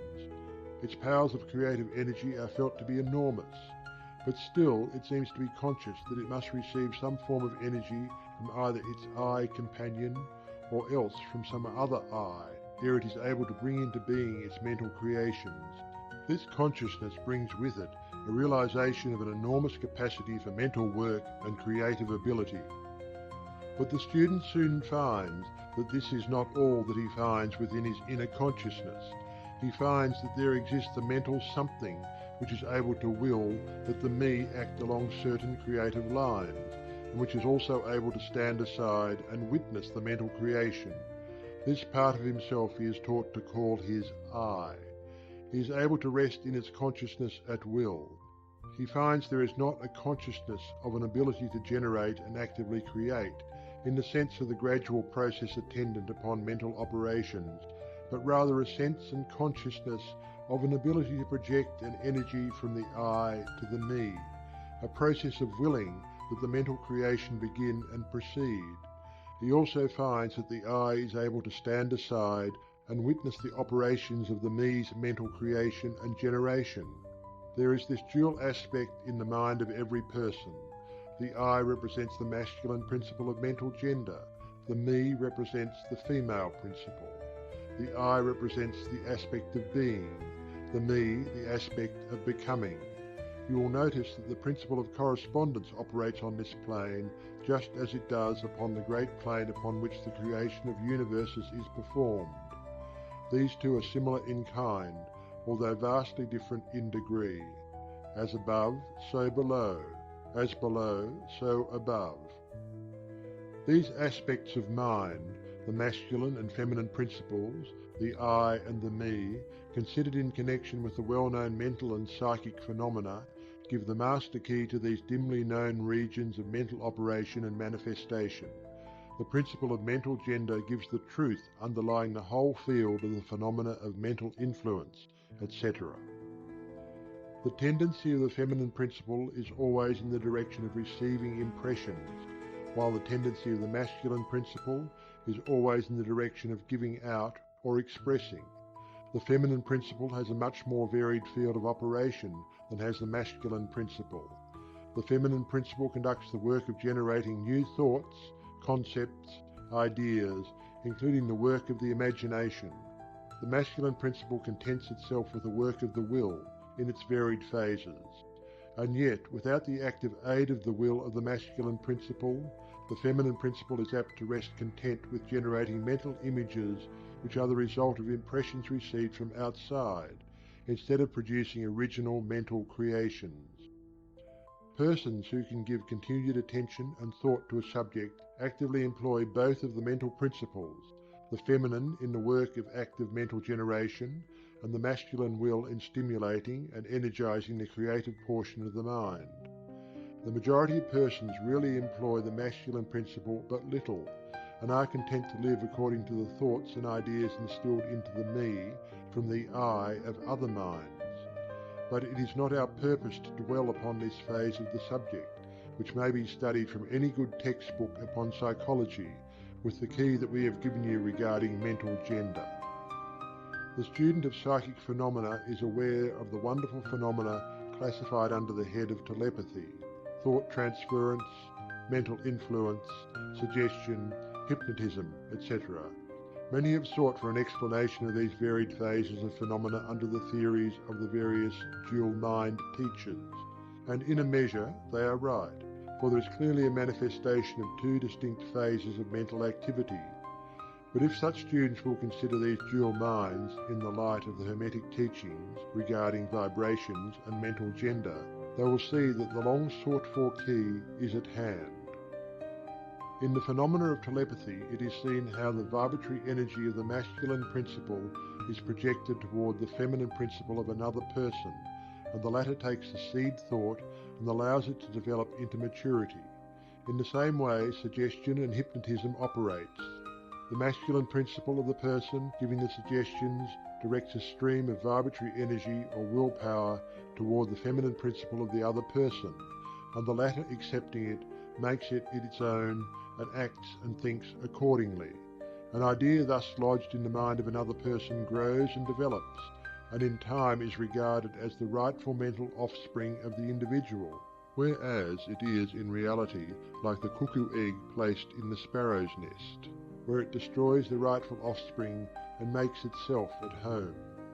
The normal method is for the masculine and feminine principles in a person's mind to coordinate and act harmoniously in conjunction with each other. But, unfortunately, the masculine principle in the average person is too lazy to act. The display of willpower is too slight, and the consequence is that such persons are ruled almost entirely by the minds and wills of other persons, whom they allow to do their thinking and willing for them. How few original thoughts or original actions are performed by the average person? Are not the majority of persons mere shadows and echoes of others having stronger wills or minds than themselves? The trouble is that the average person dwells almost altogether in his me consciousness, and does not realize that he has such a thing as an I. He is polarized in his feminine principle of mind, and the masculine principle, in which is lodged the will, is allowed to remain inactive and is not employed. The strong men and women of the world invariably manifest the masculine principle of will, and their strength depends materially upon this fact. Instead of living upon the impressions made upon their minds by others, they dominate their own minds by their will, obtaining the kind of mental images desired, and moreover dominate the minds of others likewise in the same manner. Look at the strong people, how they manage to implant their seed thoughts in the minds of the masses of the people, thus causing the latter to think thoughts in accordance with the desires and wills of the strong individuals. This is why the masses of people are such sheep-like creatures, never originating an idea of their own, nor using their own powers of mental activity. The manifestation of mental gender may be noticed all around us in everyday life.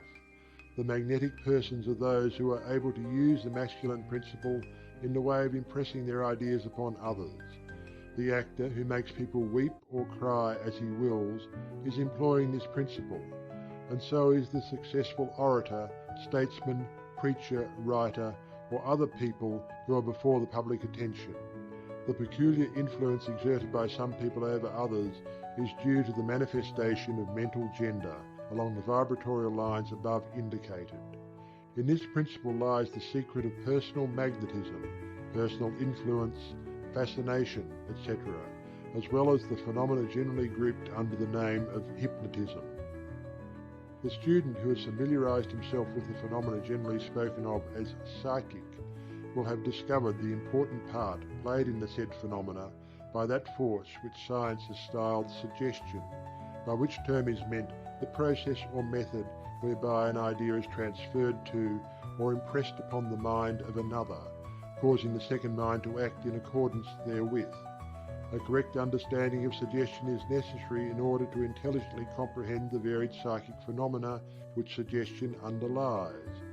But still more is a knowledge of vibration and mental gender necessary for the student of suggestion. For the whole principle of suggestion depends upon the principle of mental gender and vibration. It is customary for the writers and teachers of suggestion to explain that it is the objective or voluntary mind which make the mental impression or suggestion upon the subjective or involuntary mind, but they do not describe the process or give us any analogy in nature whereby we may more readily comprehend the idea. But if you will think of the matter in the light of the Hermetic teachings, you will be able to see that the energizing of the feminine principle by the vibratory energy of the masculine principle is in accordance to the universal laws of nature, and that the natural world affords countless analogies whereby the principle may be understood. In fact, the Hermetic teachings show that the very creation of the universe follows the same law, and that in all creative manifestations, upon the planes of the spiritual, mental, and the physical, there is always in operation this principle of gender, this manifestation of the masculine and the feminine principles. As above, so below. As below, so above. And more than this, when the principle of mental gender is once grasped and understood, the varied phenomena of psychology at once becomes capable of intelligent classification and study, instead of being very much in the dark. The principle works out in practice, because it is based upon the immutable universal laws of life. We shall not enter into an extended discussion of, or description of, the varied phenomena of mental influence or psychic activity. There are many books, many of them quite good, which have been written and published on this subject of late years. The main facts stated in these various books are correct, although the several writers have attempted to explain the phenomena by various pet theories of their own. The student may acquaint himself with these matters, and by using the theory of mental gender, be able to bring order out of the chaos of conflicting theory and teachings, and may, moreover, readily make himself a master of the subject, if he be so inclined. The purpose of this work is not to give an extended account of psychic phenomena, but rather to give to the student a master key whereby he may unlock the many doors leading into the parts of the temple of knowledge which he may wish to explore. We feel that in this consideration of the teachings of the Kybalion, one may find an explanation which will serve to clear away many perplexing difficulties, a key that will unlock many doors. What is the use of going into detail regarding all of the many features of psychic phenomena and mental science, provided we place in the hands of the student the means whereby he may acquaint himself fully regarding any phase of the subject which may interest him. With the aid of the Kybalion, one may go through any occult library anew, the old light from Egypt illuminating many dark pages and obscure subjects. That is the purpose of this book. We do not come expounding a new philosophy, but rather furnishing the outlines of a great world-old teaching which will make clear the teachings of others, which will serve as a great reconciler of differing theories and opposing doctrines. End of Chapter 14 of the Kybalion by 3 Initiates. Chapter 15, Hermetic Axioms. The possession of knowledge, unless accompanied by manifestation and expression in action, is like the hoarding of precious metals, a vain and foolish thing. Knowledge, like wealth, is intended for use. The law of use is universal, and he who violates it suffers by reason of his conflict with natural forces. The Kybalion. The Hermetic teachings, while always having been kept securely locked up in the minds of the fortunate possessors thereof, for reasons which we have already stated, were never intended to be merely stored away and secreted. The law of use is dwelt upon in the teachings, as you may see by reference to the above quotation from the Kybalion, which states it forcibly. Knowledge without use and expression is a vain thing, bringing no good to its possessor or to the race. Beware of mental miserliness, and express into action that which you have learned. Study the axioms and aphorisms, but practice them also. We give below some of the more important Hermetic axioms from the Kybalion, with a few comments added to each. Make these your own, and practice and use them, for they are not really your own until you have used them. To change your mood or mental state, change your vibration. The Kybalion. One may change his mental vibrations by an effort of will, in the direction of deliberately fixing the attention upon a more desirable state. Will directs the attention, and attention changes the vibration. Cultivate the art of attention by means of the will, and you have solved the secret of the mastery of moods and mental states.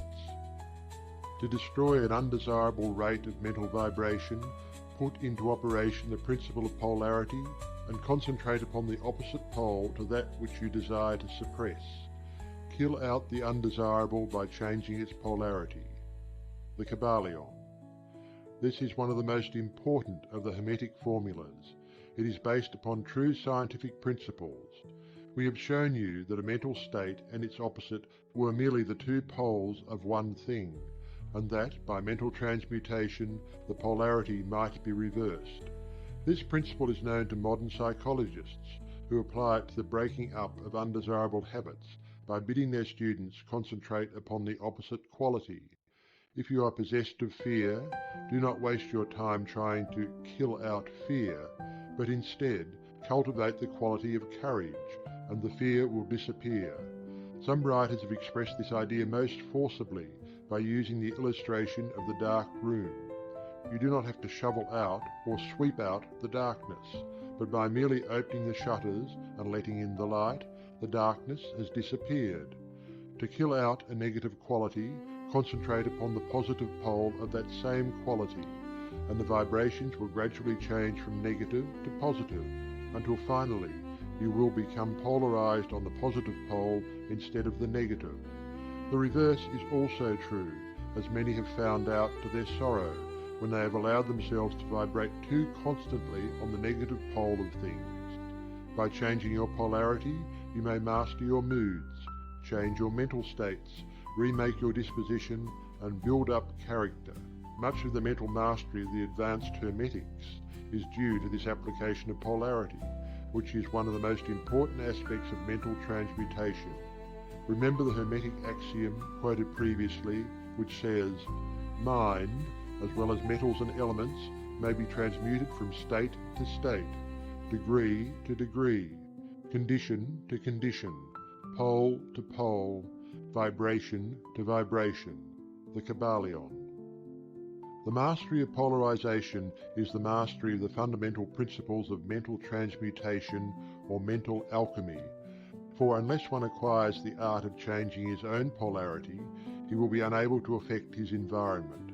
An understanding of this principle will enable one to change his own polarity, as well as that of others, if he will but devote the time, care and study and practice necessary to master the art. The principle is true, but the results obtained depend upon the persistent patience and practice of the student. Rhythm may be neutralized by an application of the art of polarization. The Kybalion.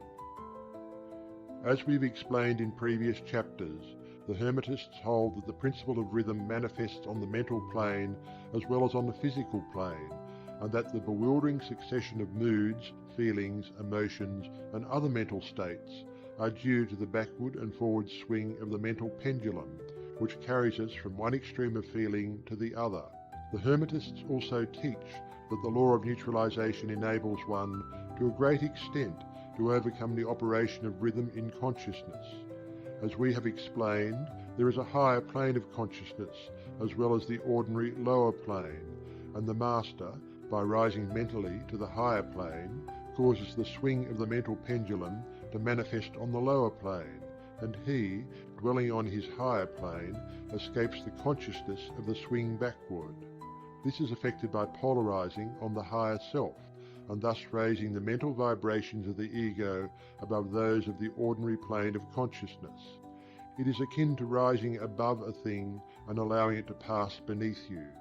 The advanced Hermetist polarizes himself at the positive pole of his being, the I am pole, rather than the pole of personality, and by refusing and denying the operation of rhythm, raises himself above its plane of consciousness, and standing firm in his statement of being, he allows the pendulum to swing back on the lower plane without changing his polarity.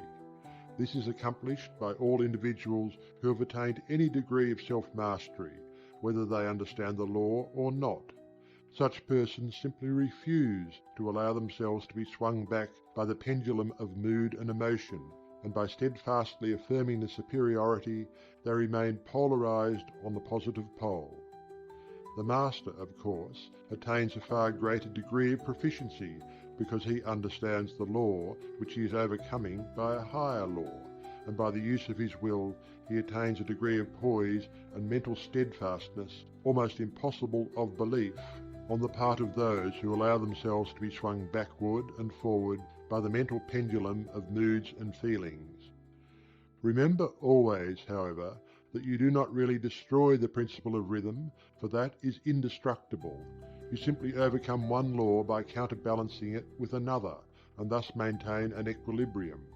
The laws of balance and counterbalance are in operation on the mental as well as on the physical planes, and an understanding of these laws enables one to seem to overthrow laws, whereas he is merely exerting a counterbalance. Nothing escapes the principle of cause and effect, but there are many planes of causation, and one may use the laws of the higher to overcome the laws of the lower. The Kybalion. By an understanding of the practice of polarization, the Hermetists rise to a higher plane of causation, and thus counterbalance the laws of the lower planes of causation. By rising above the plane of ordinary causes, they become themselves, in a degree, causes, instead of being merely caused. By being able to master their own moods and feelings, and by being able to neutralize rhythm, as we have already explained, they are able to escape a great part of the operations of cause and effect on the ordinary plane. The masses of people are carried along, obedient to their environment, the wills and desires of others stronger than themselves, the effects of inherited tendencies, the suggestions of those about them, and other outward causes, which tend to move them about on the chessboard of life like mere pawns.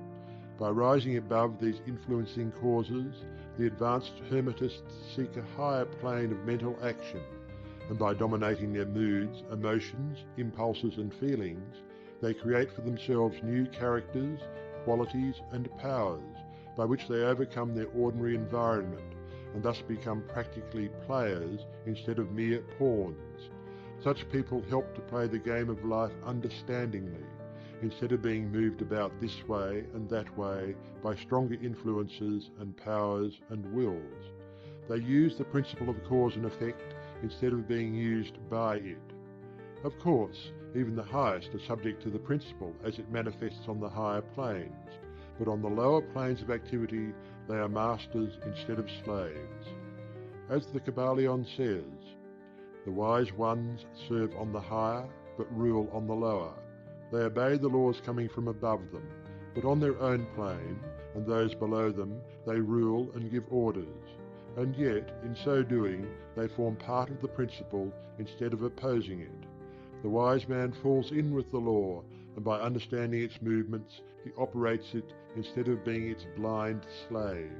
Just as does the skilled swimmer turn this way and that way, going and coming as he will, instead of being as the log which is carried here and there, so is the wise man as compared to the ordinary man. And yet both swimmer and log, wise man and fool, are subject to law. He who understands this is well on the road to mastery. The Kybalion. In conclusion, let us again call your attention to the Hermetic axiom, true Hermetic transmutation is a mental art. The Kybalion. In the above axiom, the Hermetists teach that the great work of influencing one's environment is accomplished by mental power. The universe being wholly mental, it follows that it may be ruled only by mentality, and in this truth is to be found an explanation of all the phenomena and manifestations of the various mental powers which are attracting so much attention and study in these earlier years of the 20th century. Back of and under the teachings of the various cults and schools remains ever constant the principle of the mental substance of the universe. If the universe be mental in its substantial nature, then it follows that mental transmutation must change the conditions and phenomena of the universe. If the universe is mental, then mind must be the highest power affecting its phenomena. If this be understood, then all the so-called miracles and wonder workings are seen plainly for what they are. The all is mind. The universe is mental. The Kybalion. End of chapter 15. End of the Kybalion by 3 Initiates. Recorded by Algie Pug. We hope you enjoyed tonight's sleep audiobook. If you liked this audiobook and want to listen to more, please check out our channel at Sleep Audiobooks. And if you prefer to listen to each story individually, they will also be uploaded to our secondary channel at Sleep Chapters. You can access our entire catalog of bedtime story audiobooks through our web app, which can be found at sleepaudiobooks.com. There, you will also find our suite of sleep tools, including a complimentary Better Sleep Quick Guide if you sign up to our mailing list. Links are in the description.